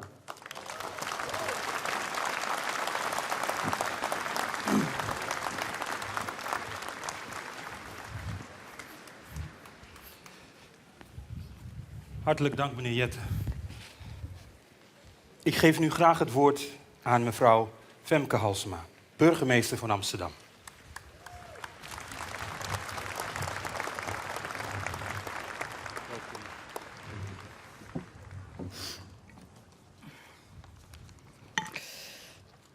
Dames en heren, wat we ook van het Nederlandse elftal denken, onze voetballers verdienen wel de prijs voor het mooiste shirt van het hele toernooi. Ja, ik zeg het met enige trots van de ontwerpers van het Amsterdamse wereldmerk Patta. En op het shirt zien we traditionele nationale symbolen, leeuwen en tulpen, de schildjes van de thuissteden van de spelers en Surinaamse sieraden en symbolen, zoals de mattenklopper en een alacondre-ketting. Die slingert over het shirt en verbindt alles met elkaar. Het ontwerp zegt, dit is Nederland, dit is onze nationale trots. Maar online brak de racistische kritiek snel los. Op het shirt, op onze spelers van kleur en ook weer na de wedstrijd tegen Marokko. En was het dan maar zo dat die haat van een klein groepje afkomstig was? Maar meer politici en opiniemakers komen er openlijk voor uit dat zij streven naar witte superioriteit. Wij leven met de lelijke erfenis van honderden jaren slavernij en handel in slaafgemaakte mensen. In delen van onze samenleving is er nog altijd een diep verankerd racistisch mensbeeld. Daar leeft het idee dat een echte Nederlander wit is. En dat onze nationale gemeenschap via bloedlijnen door wordt gegeven. Maar wat maakt ons land nou echt Nederland? Is dat de valse trots op koloniale roof en uitbuiting? Zijn dat waanideeën over afkomst en ras? Is dat vol rancune afgeven op minderheden? Is dat nou Nederland? Is dat waar wij trots op zijn? Laten we leren van de grote Amerikaanse schrijver James Baldwin. Hij had alle reden om zijn land, Amerika, de rug toe te keren. Het land had hem en zijn zwarte medeburgers zo ongelooflijk veel leed toegebracht. Maar hij bleef erop aandringen dat witte en zwarte mensen samen zouden streven naar rechtvaardigheid. Naar de belofte die de Amerikaanse democratie ook in zich draagt. Hij zei, als wij nu niet aarzelen in onze plicht, dan zijn wij misschien in staat een einde te maken aan deze racistische nachtmerrie en ons land waar te maken. En de geschiedenis van de wereld te veranderen. Einde citaat. Ook wij Nederlanders hebben de belofte van ons land waar te maken. Wij bepalen samen de koers, de toekomst van onze samenleving, van het land waarop wij trots willen zijn. Dat is een land van vrijheid, vooruitgang, democratie, solidariteit en gelijkwaardigheid. Het is een land dat het verleden recht in de ogen durft te kijken. En vaderlandsliefde betekent dan onze helden eren, zoals Anton de Kom. Luisteren als Manoushka Zegelaar-Breedveld zingt. Als ik denk aan het land waar ik van hou, dan denk ik aan mensen als meester Kwame, die in Amsterdam Zuidoost honderden kinderen bijles geeft. Dan denk ik aan Dave Ensberg, die zojuist sprak en ook een schoolbestuurder is. Dan denk ik aan iedereen die omkijkt naar een ander, opkomt voor een ander. Laten we ons bij hen aansluiten, want dan kunnen wij ons land waarmaken. Dan zijn wij de ware erfgenamen van Nederland. Niet een land van bloedlijnen, maar het echte Nederland. Van vrijheid en van hoop. Dank u wel.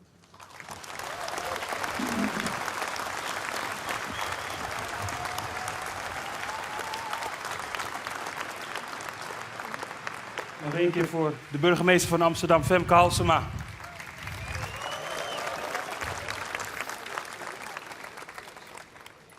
Tijdens dit tweede culturele intermezzo gaan we luisteren naar Kev.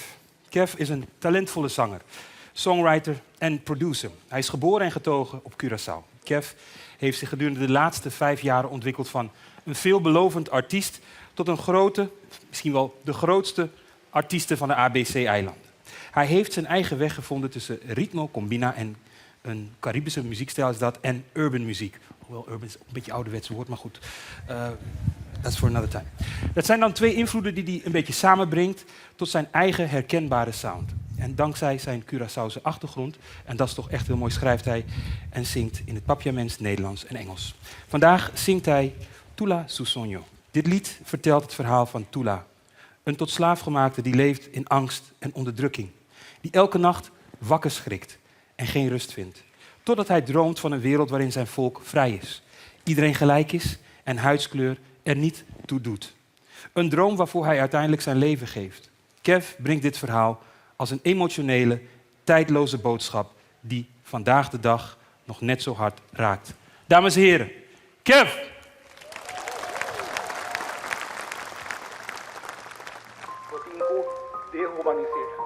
Lagi perde confiança nos mentes. Lagi querer que em outra rende maneira outra da mais. É ser que dá menos. É ser que dá conta com o mesmo valor que outro não. Você Desde que vi canta, anuncia amanecer. Me te carga miedo, como por comprender. Pasó mi vida un tan nada, sin no valores para mí. E tu la noche mi dormi, e te dormi spanta. Ni un sonho bonita, no que llega a mi casa. Ahora que vuelve a cantar, me es un sueño te repite. Mariba noche más soña como pueblo libre y no captura. De mi sueño más mira, nos torta igual. Igual, no te cuentes color, no te importa. Y María Lisa, lo más certo posible para no seguir. Seima lucha para libertad, batalha por uma lucha para libertad. Seima lucha para libertad, batalha por libertad, batalha. Seima lucha para libertad, batalha por uma lucha para libertad, batalha. Seima lucha para libertad, batalha para libertad, batalha por. Tu latinos libera, tu la liberará, tu latinos libera, tu la liberará, tu latinos libera, tu la liberará, Tu latinos libera, tu la liberará, tu latinos libera, tu la liberará, tu latinos libera, tu la liberará, tu latinos libera, tu la liberará, tu latinos libera, tu la libera.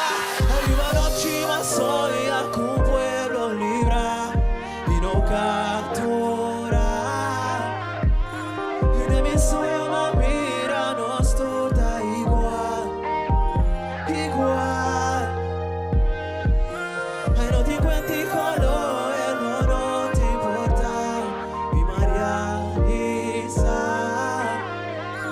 con lo más certo posible para no seguir.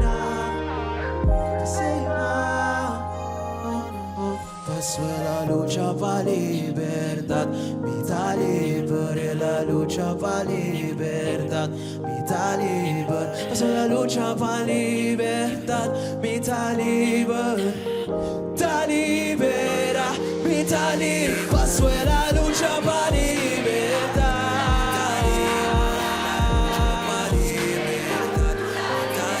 Pasó la lucha para libertad.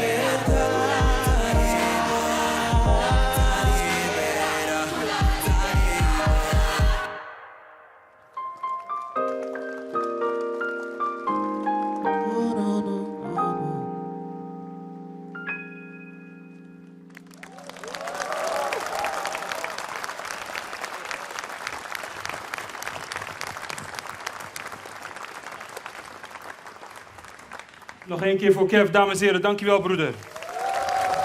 Wauw. Ik nodig nu graag Dwayne Toemere uit om het woord te voeren namens de inheemse gemeenschap. Meneer Toemere is theatermaker, onderzoeker en cultuurdrager. Hij spreekt namens de gezamenlijke inheemse werkgroep bestaande uit mevrouw Angelique Arindel Stura, Stichting Recht en Ontwikkeling voor de Inheemse, mevrouw Diana Vlet van de Stichting Herdenking Slavernijverleden Soetermeer en van Stichting Herdenking Slavernijverleden Global Indigenous en mevrouw Charlene Sanchez van Inheems Kenniscentrum Internationaal.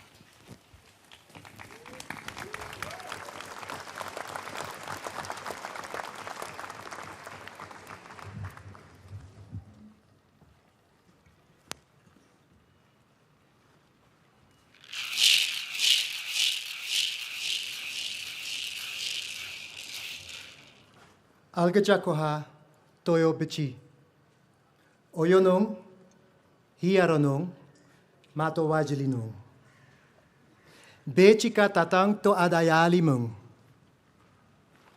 Parichoremaro. Iropo Anamandong. Pinapeke te Sheng, Yasakarakong. Tamushi Parichoremaro. Goedemiddag. Good afternoon. Bon tardi. Ik groet u allen en alle gemeenschappen die vandaag samenkomen om Kitty Kotti te herdenken en te vieren. Mijn inheemse namen zijn Kabadaro, Kumakayare, trotse nazaat van de Lokono en de Kalinya.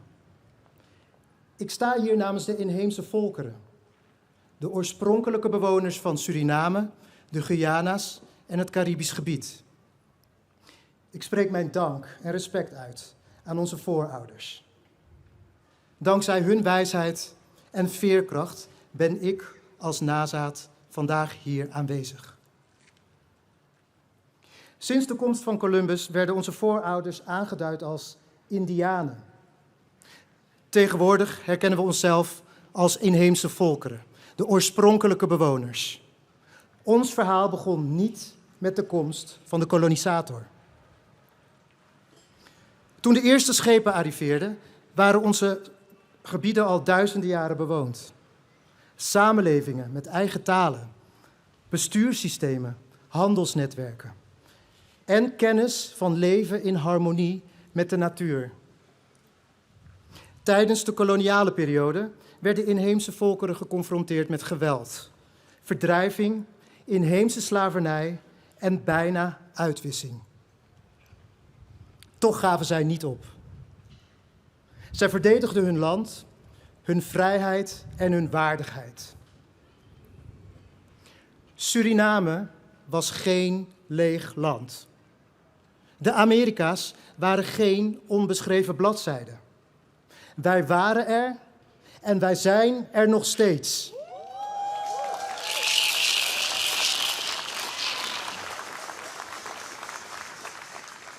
De namen en verhalen van onze voorouders verdienen erkenning.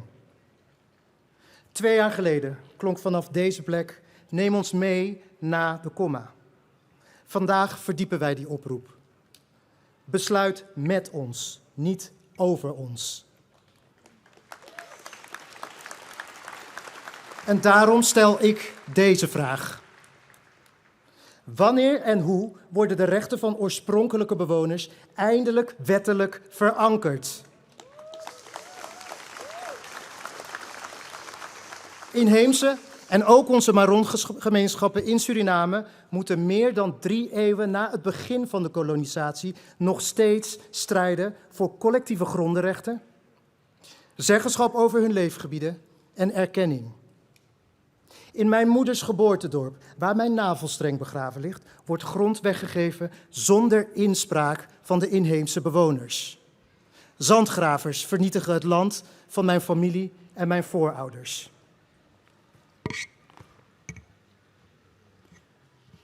Tegelijkertijd hebben wij stappen gezet. Inheemse perspectieven krijgen een plaats binnen wetenschappelijk onderzoek naar de doorwerking van kolonialisme en slavernij. En er ontstaat ruimte voor praktijkgericht onderzoek naar actuele inheemse vraagstukken en hun betekenis voor het heden. Maar kunnen wij die doorwerking werkelijk begrijpen, zolang de inheemse geschiedenis niet voldoende is onderzocht vanuit inheems perspectief? Wij als inheemse gemeenschap in al onze pluriformiteit werken zelf aan de versterking van onze positie. Aan cultuurbehoud, bewustwording en kennisoverdracht. Er is beweging, maar erkenning alleen is niet genoeg. De volgende stap is samenwerking.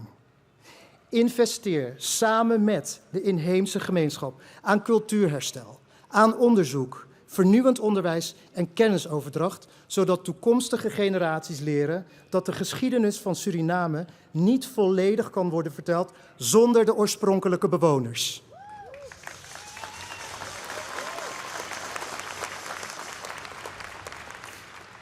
In die geest herdenken en vieren wij Kitty Kotti. Het echt verbreken van de ketenen. Vrijheid vraagt om waarheid en verbondenheid.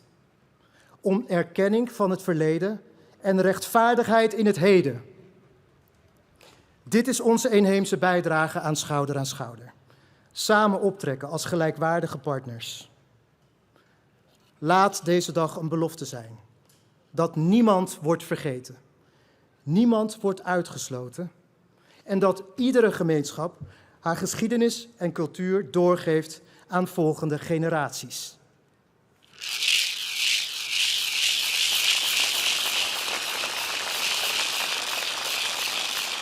Tete, Bito Hararong Dama. Paporone Owin Ketesheng. Laten wij één vuist vormen.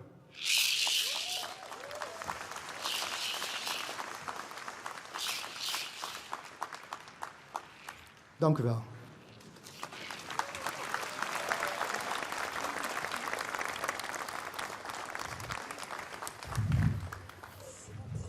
Dank Dwayne Meren voor het nog luider maken van de stem van de inheems.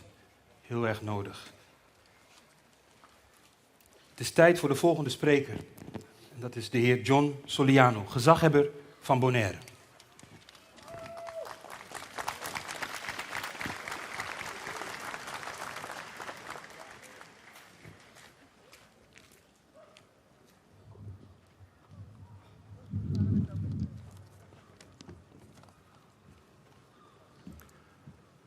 Geachte aanwezigen, a opriminos idioma, manera opriminos antepasado, pero nunca a logra quibre.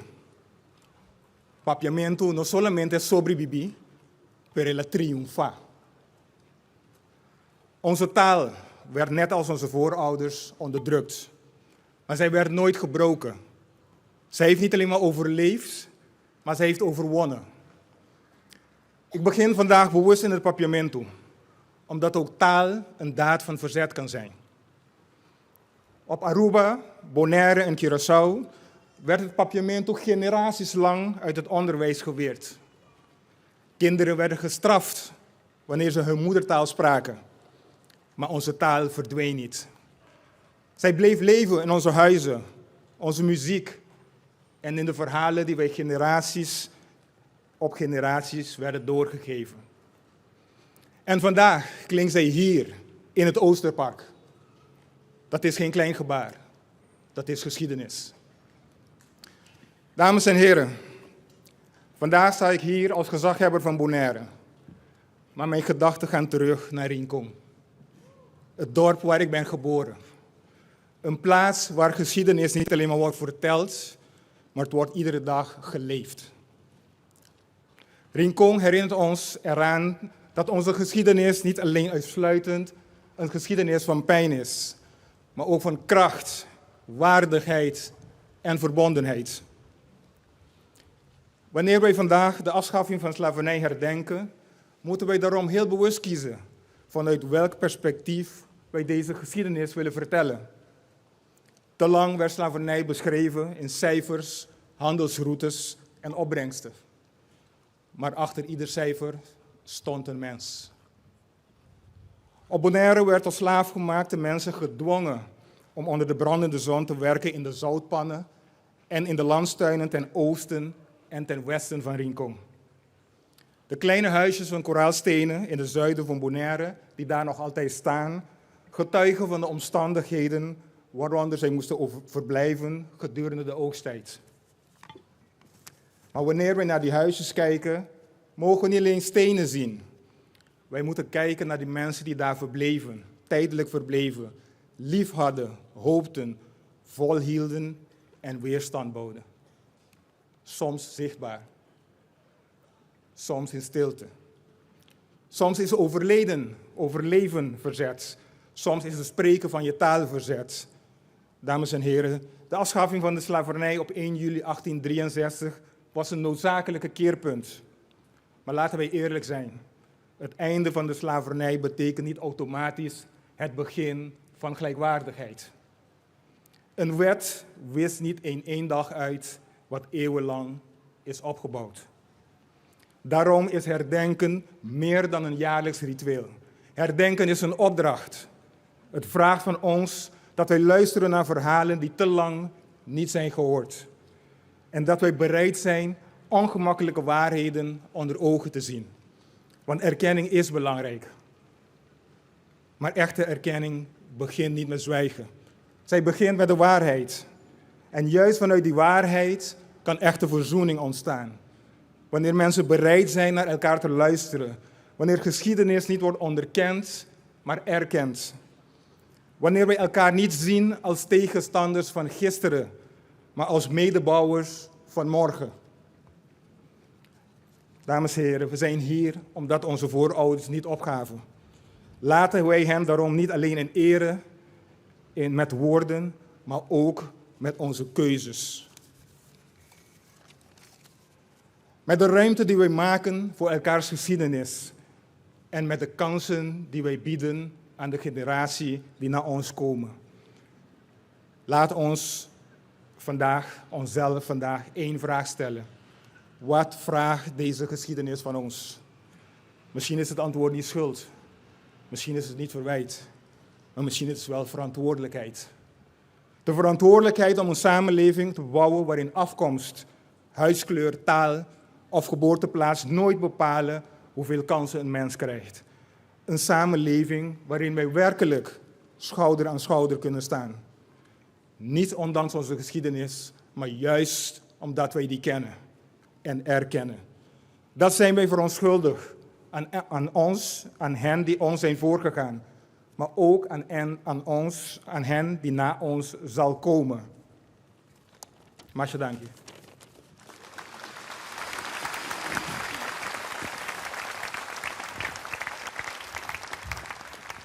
Dank, meneer Soleano.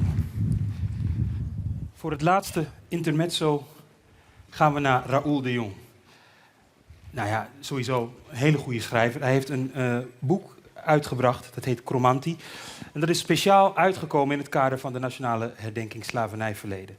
Hij is een Nederlandse auteur, columnist, theater- en programmamaker met Surinaamse roots. En zijn werk is vaak autobiografisch, avontuurlijk, maar spiritualiteit speelt daarin ook een belangrijke rol. En dat zie je in al zijn boeken terug. Ik sprak net al even met hem en ik ben heel benieuwd naar dit boek. Dat heb ik zelf nog niet gelezen, maar ik verwacht van jullie een warm welkom. Voor niemand minder dan Raoul de Jong. Raoul!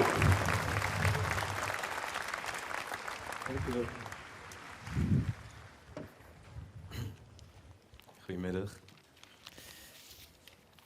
Even de pangie goed. Zo, ja. Ongeveer een jaar geleden stond ik in Driebergen, bij het familiegraf van Jacobus Hermanus Insinger. In het emancipatieregister staat hij omschreven als koopman en mededirecteur van de Nederlandse Bank.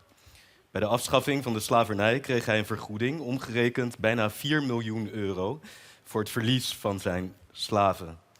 Minstens 3 van die mensen waren mensen van wie ik dit leven kreeg. Het graf lag er prachtig verzorgd bij. Ook de Nederlandse Bank staat natuurlijk nog steeds. En ik keek naar dat graf en ik dacht, misschien hebben wij verloren. Ik was naar dat graf gebracht door een lezer van een boek dat ik had geschreven, Jaguarman.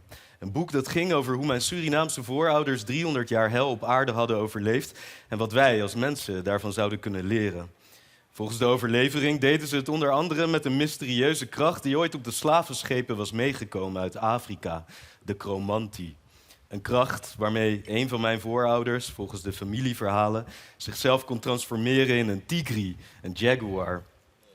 Veel Nederlanders moesten een beetje lachen als ik daarover vertelde. Dat geloof je toch niet echt? Surinamers reageerden anders. Die zeiden, pas op, laat dit met rust. Dat deed ik dus niet. Ik schreef er een boek over, genaamd Jaguarman. Het was in 2020 verschenen, een paar maanden na de Black Lives Matter-protesten. Het boek werd vertaald in het Engels, Duits en Frans en stuurde me in de afgelopen 6 jaar de hele wereld over. Steeds opnieuw vertelde ik hetzelfde verhaal over hoe mijn voorouders er ondanks alles in slaagden het leven door te geven totdat ik er was. Over hoe zij manieren hadden gevonden om toch vrij en menselijk te blijven toen al hun vrijheid hen werd afgenomen. Meestal voelde ik dat het verhaal aankwam En toch werd het ergens in de afgelopen jaren steeds moeilijker om te geloven dat het vertellen van dat verhaal werkelijk zin had. De wereld leek steeds harder te worden. Er was oorlog, racisme, vernietiging. Hele bevolkingsgroepen werden van de kaart geveegd, terwijl wij dat allemaal live op onze schermpjes zagen gebeuren. En toen stond ik dus bij dat graf van die mededirecteur van de Nederlandse Bank. En ik dacht, ja, ze hebben het leuk ontworpen voor zichzelf. Uiteindelijk zijn dit soort mensen de enigen die steeds blijven winnen. Een paar maanden na het bezoek aan het graf bracht de Engelse vertaling van Jaguarman me naar een literatuurfestival in Ghana. Het voelde als gewoon weer een optreden, nog een reis, totdat ik onderweg iets vreemds ontdekte. Aan de kust van Ghana lag een dorp met de naam Kormantse. Een naam die verdacht veel leek op Kromanti. Het was alsof iets fluisterde, ga daarheen. Maar wederom, de meeste mensen reageerden vooral lacherig als ik dat vertelde. Raoul weer met zijn verhalen. Het klonk als een sprookje, iets wat ik zelf had bedacht, ook voor mij. En dus durfde ik het stemmetje pas op mijn één na laatste dag in Ghana serieus te nemen. Ik stapte in een auto en kwam aan in Kormantse, een vissersdorp aan de oceaan, waar iedereen leek op mijn vader en op mijn tantes en mijn ooms, mijn broers en zussen en op mij. Zij zagen het ook. Niemand was verbaasd door mijn komst. Ze wisten dat er voorouders uit dit dorp waren weggevoerd. Ze kenden hun namen nog en ze vertelden dat zij elk jaar worden herdacht tijdens een 7 dagen durend ritueel dat een week voordat ik hier aankwam was afgelopen. Ze waren ons nooit vergeten. Er werd al die tijd op ons gewacht. Terwijl mensen op straat riepen, welcome home, bracht Kwame Finn, het hoofd van de Tigri-familie, mij naar het familiepaleis. Midden op het erf stond een klein tempeltje. Daar werd de spirit van de Tigri en die van de Tigri-mensen al die tijd verzorgd, alsof iemand eeuwenlang over een klein vuur had gewaakt. We werden ontvoerd, in kettingen geslagen, over de oceaan gebracht, verkocht, uit elkaar gerukt, tot bezit gemaakt, gehersenspoeld, gecensureerd, uitgelachen, vervloekt en doodgezwegen. Maar het vuur in ons werd nooit geblust. Ja, dank je.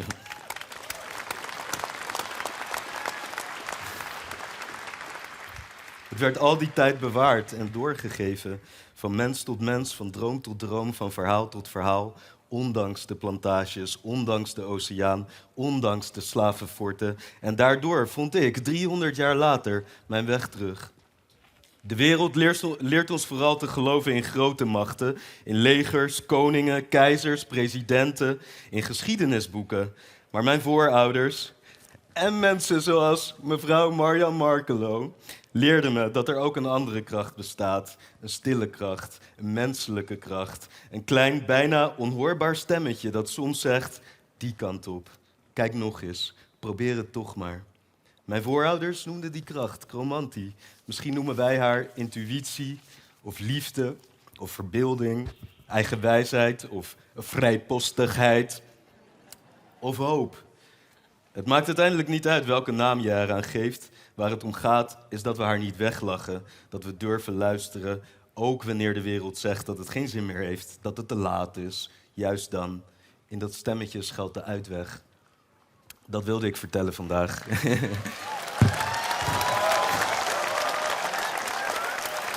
Dankjewel.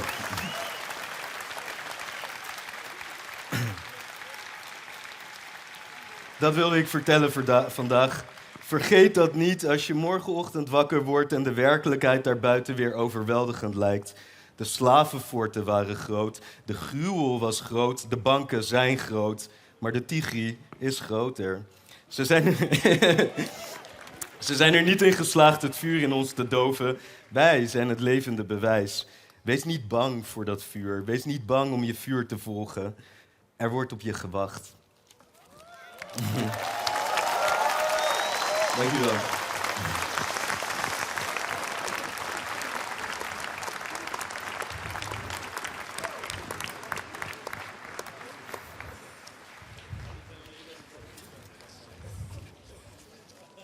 Dankjewel, Raoul de Jong.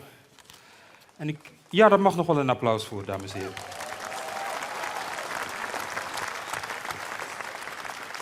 En nu ik hier toch sta, ik wou toch even zeggen, de minister-president zei iets heel moois. Hij had het over het beest in de bek kijken. En alsof ze het hadden afgesproken, maar ik weet zeker van niet, deed mevrouw, de burgemeester van Amsterdam, dat meteen door te openen met de verdediging van die prachtige spelers van het Nederlands elftal en het racisme waar ze mee te maken hebben.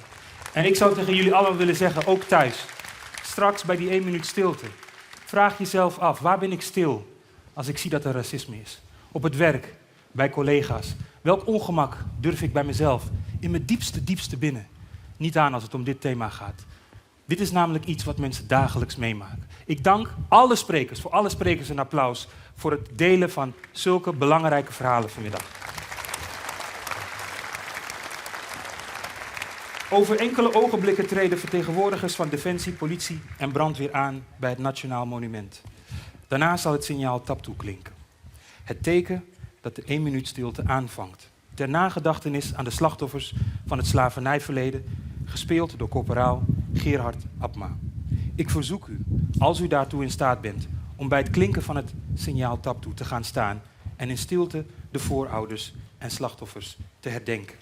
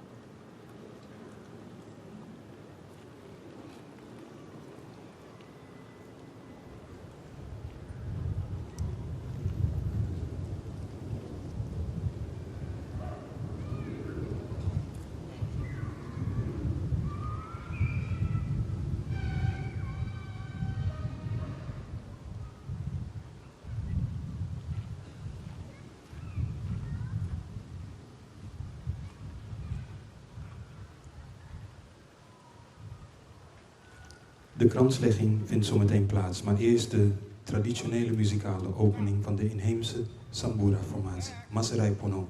Die bestaat uit de heer Gilbert Banda en de heer Ruggiero Bissoan.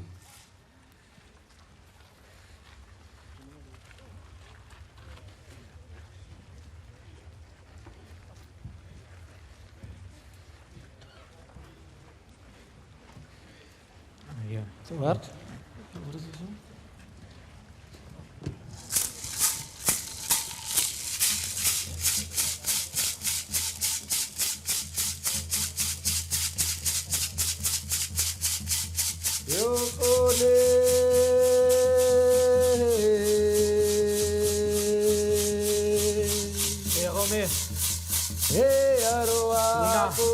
Suriname, Tamusi, Barreto Romaros, Yakuas,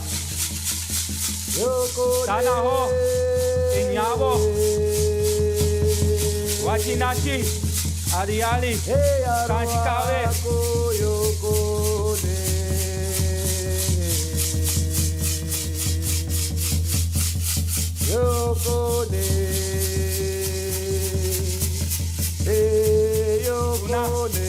Suriname, Inyabo,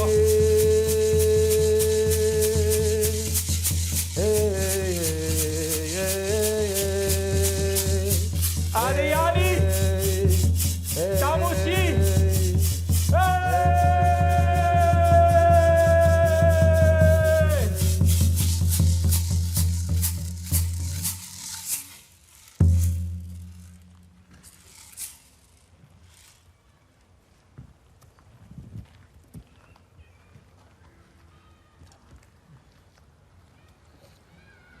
Namens de inheemse gemeenschap in Nederland en Suriname, mede-oprichter en voorzitter van de Stichting Recht en Ontwikkeling voor Inheemsen, mevrouw Angelique Arindel Stura, mevrouw Diana Vlet, voorzitter van Stichting Herdenking Slavernijverleden en voorzitter Stichting Herdenking Slavernijverleden, Global Indigenous.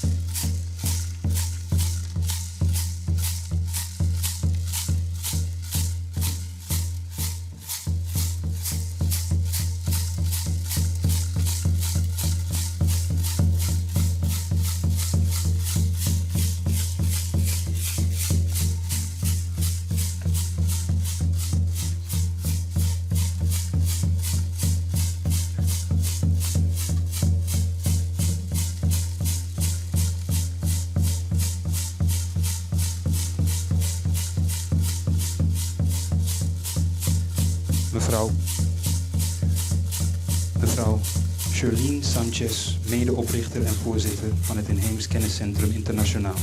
Mevrouw Marta Sabayo, voorzitter van Stichting Washikwa. De heer Wilfried Jupitana, voorzitter van de Inheemse Sociaal-Culturele Vereniging Wayonon. En de heer Candy Peter van der Bos, beter bekend als Tony Scott, die vanwege omstandigheden niet aanwezig kan zijn.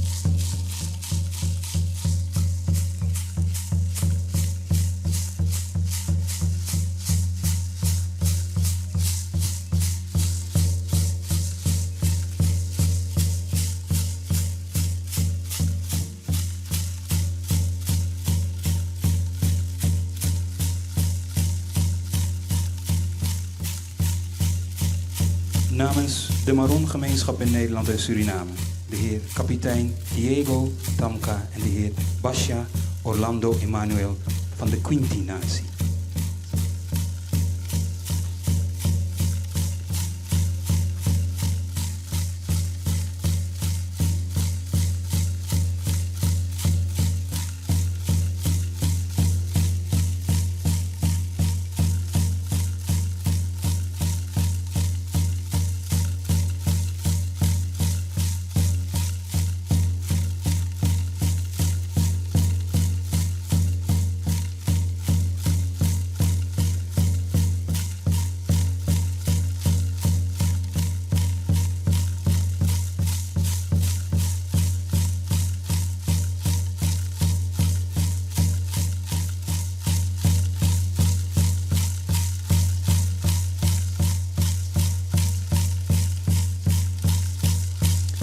Namens de Staten-Generaal der Nederlanden, de voorzitter van de Eerste Kamer, mevrouw Meili Vos, en de voorzitter van de Tweede Kamer, de heer Tom van Kampen.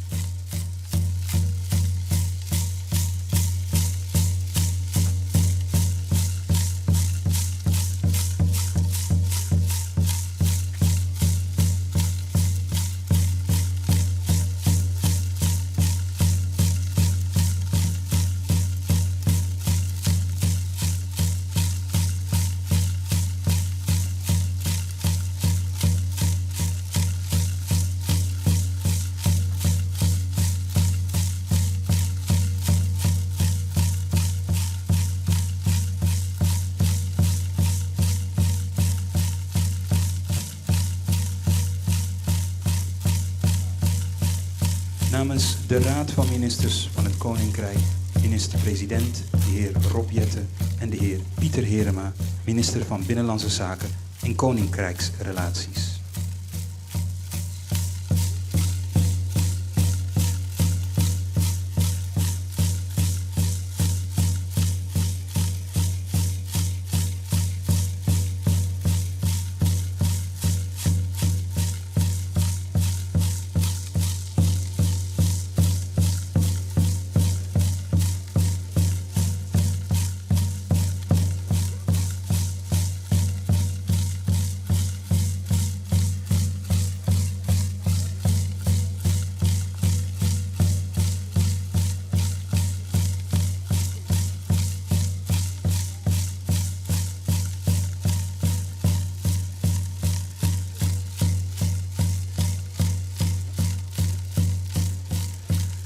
De burgemeester van Amsterdam, mevrouw Femke Halsema, samen met wethouder Sociale Rechtvaardigheid, Herstel Toeslagenouders, Inclusieve Organisatie, Coördinatie, Gelijk Investeren en Diversiteit en Inclusie, mevrouw Araya Sumter.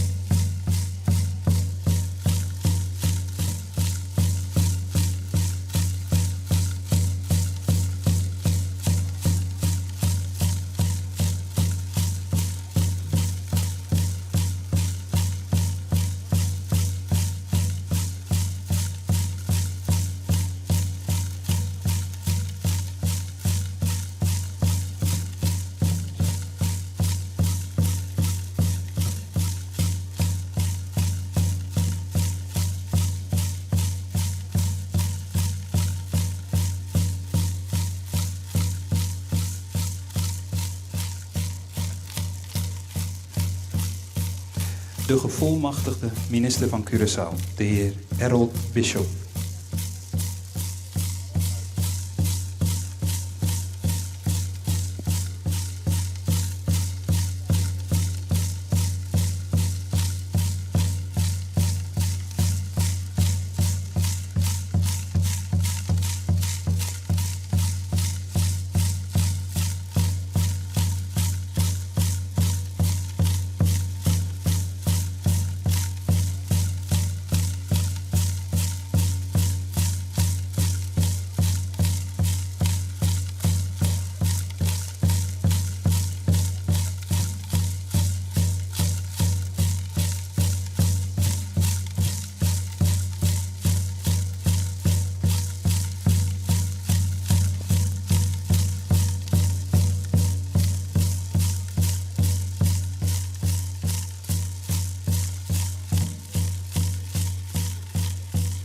De gevolmachtigde minister van Aruba, mevrouw Mildred Schwengel.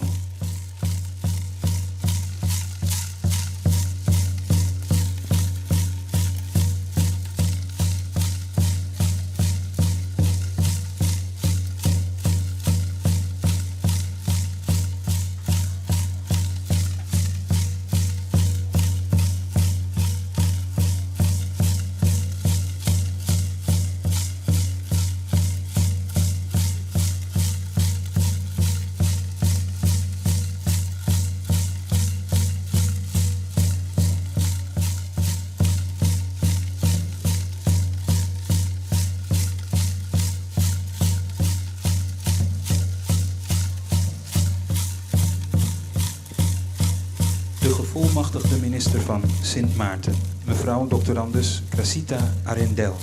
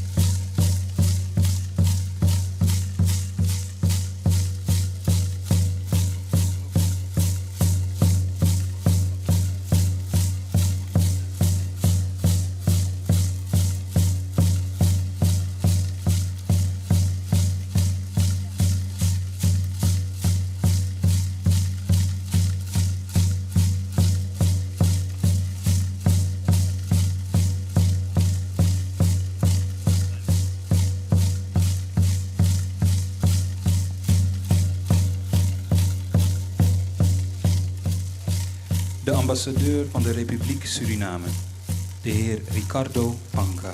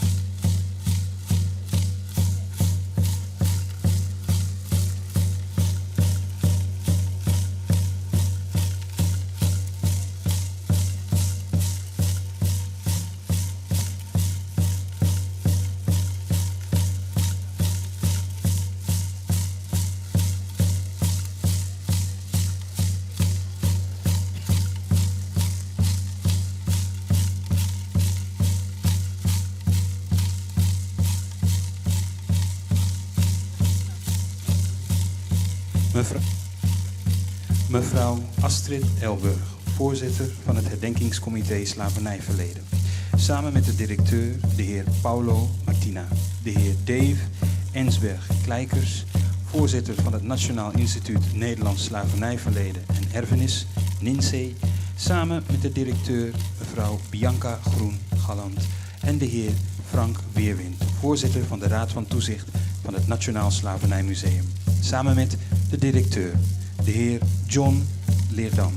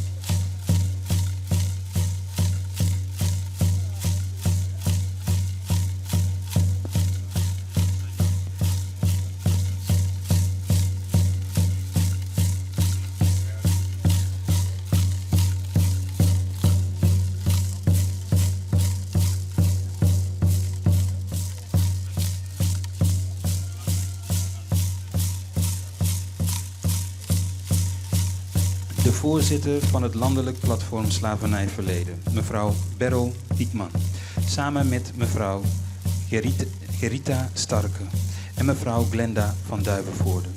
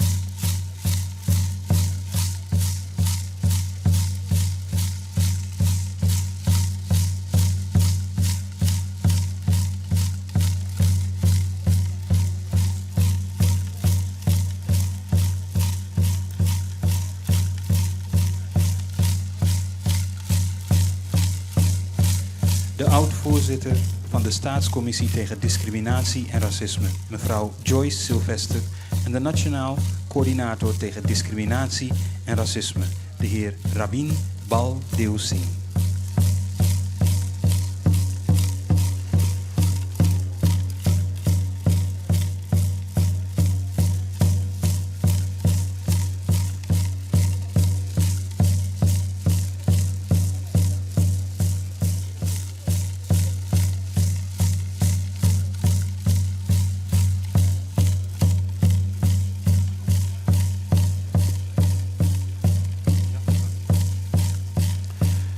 Schout bij nacht mevrouw Jeannette Moran. Luitenant-kolonel Stanley Nooitmeer van de Koninklijke Marechaussee en voorzitter van Multicultureel Netwerk Defensie, de heer Leo Rooyen. Hoofdbrandwacht Brandweer Amsterdam-Amsteland, mevrouw Carmen Westra. Directeur Brandweerzorg Brandweer Amsterdam-Amsteland, mevrouw Jannie Knol, korpschef Politie Nederland en mevrouw Cindy de Koning, netwerkspecialist en voorzitter van het Caribisch Netwerk Politie.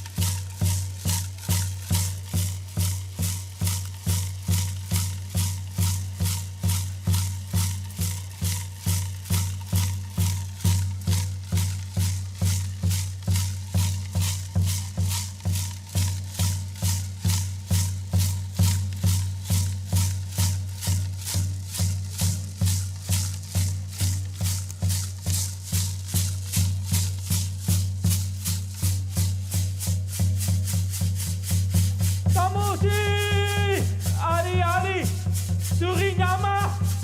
Hey!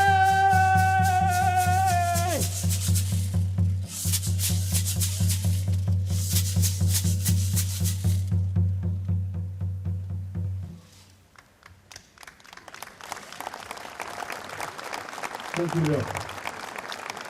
Beste aanwezigen, hier in het Oosterpark, maar ook iedereen die met ons heeft meegekeken of meegeluisterd, waar ook ter wereld. Hiermee komen we aan het einde van de Nationale Herdenking Nederlands Slavernijverleden 2026.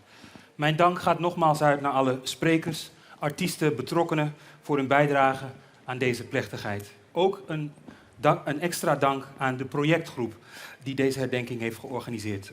Gordon Cruden, Lisbeth Lenseling, Monique Steins en Sylvana Terlage. Voor hen een applaus. En alle vrijwilligers de hostesses, de security, iedereen die heeft meegewerkt.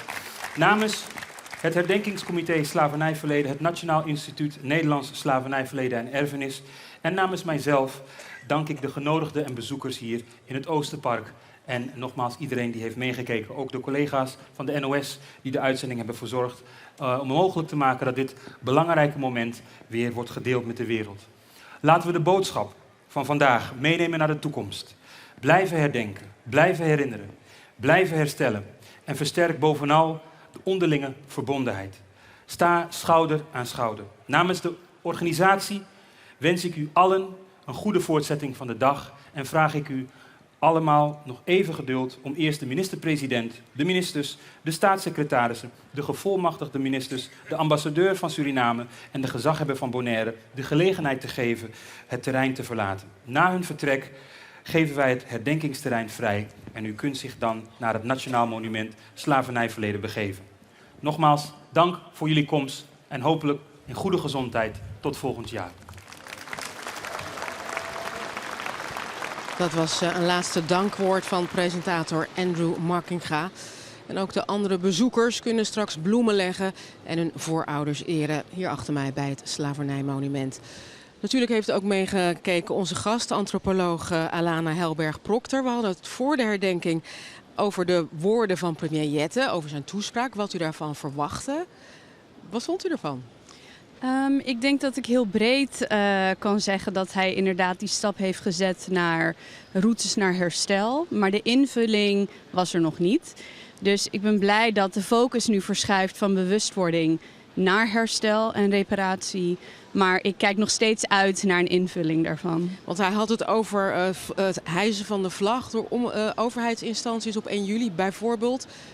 Een symbolisch gebaar is dat. Ja, zeker. Dus binnen de wetenschap maken wij echt een vrij strikt onderscheid tussen dat soort symbolische gebaren en dan eigenlijk interventies, stappen die gezet worden om de doorwerkingsmechanismen tegen te gaan. Dus symbolische gebaren zijn mooi en belangrijk. Maar wanneer we kijken naar de mechanismen en hoe we dus kunnen herstellen, dan is dat eigenlijk iets heel kleins. Dus we kijken naar wat concretere en wat grotere interacties. En, dus nog steeds heel veel werk aan de winkel. Zeker, ja. Het is vandaag natuurlijk 1 juli, dat betekent herdenken. De mensen die eren hun voorouders nu. Tegelijkertijd betekent het daarna altijd de vrijheid vieren. Ja. Hoe gaat u dat vandaag verder nog doen? Ja, ik ga naar Museumplein. Ik zit zelf nog in een panel met beleidsmakers van VWS. En dan vieren we eigenlijk dat we samen zijn gekomen om vervolgstappen te zetten. Maar daarna ga ik echt vieren en dan ga ik luisteren naar Kev, die we vandaag ook al hebben gehoord, met mijn kinderen. Nou, heel veel plezier daarmee. Dank, Alana Helberg-Procter.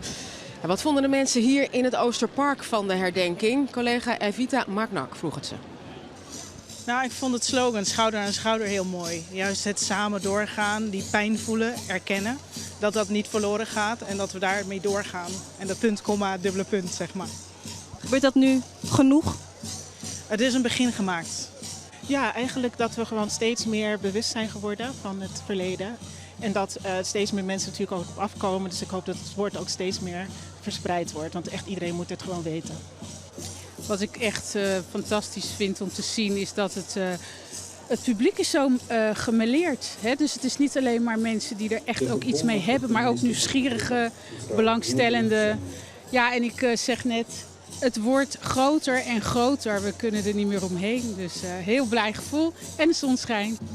Ja, ik vond het heel mooi, heel divers. Het is ook mijn eerste keer hier bij Kitty Kotti Festival. Dus het was echt een hele mooie ervaring.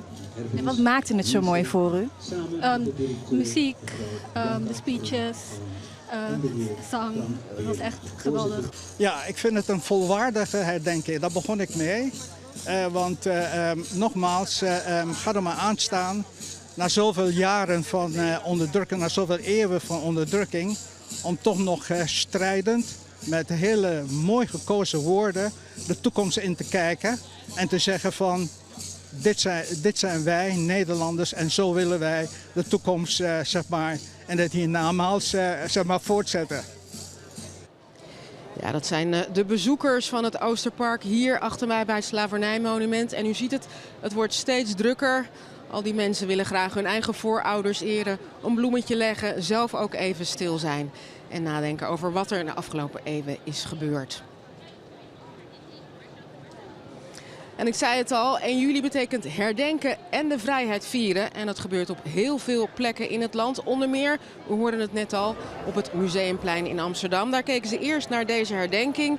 En nu begint het grote feest. Met veel muziek, gezelligheid en natuurlijk ook heel veel lekker eten. Op onze site nos.nl en in de app nog veel meer over Kitty Kotti. Hierna op deze zender het NOS-journaal van 4 uur.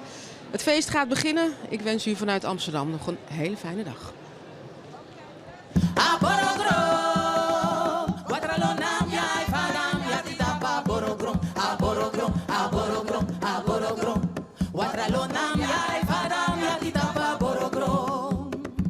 Wee borogrom. Watralonam ya ifadam ya titapa borogrom.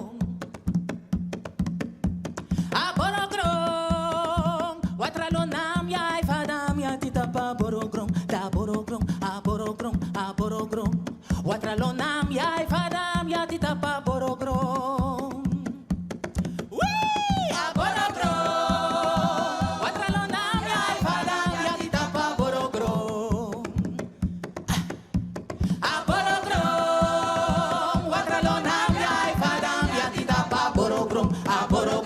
Borogrom.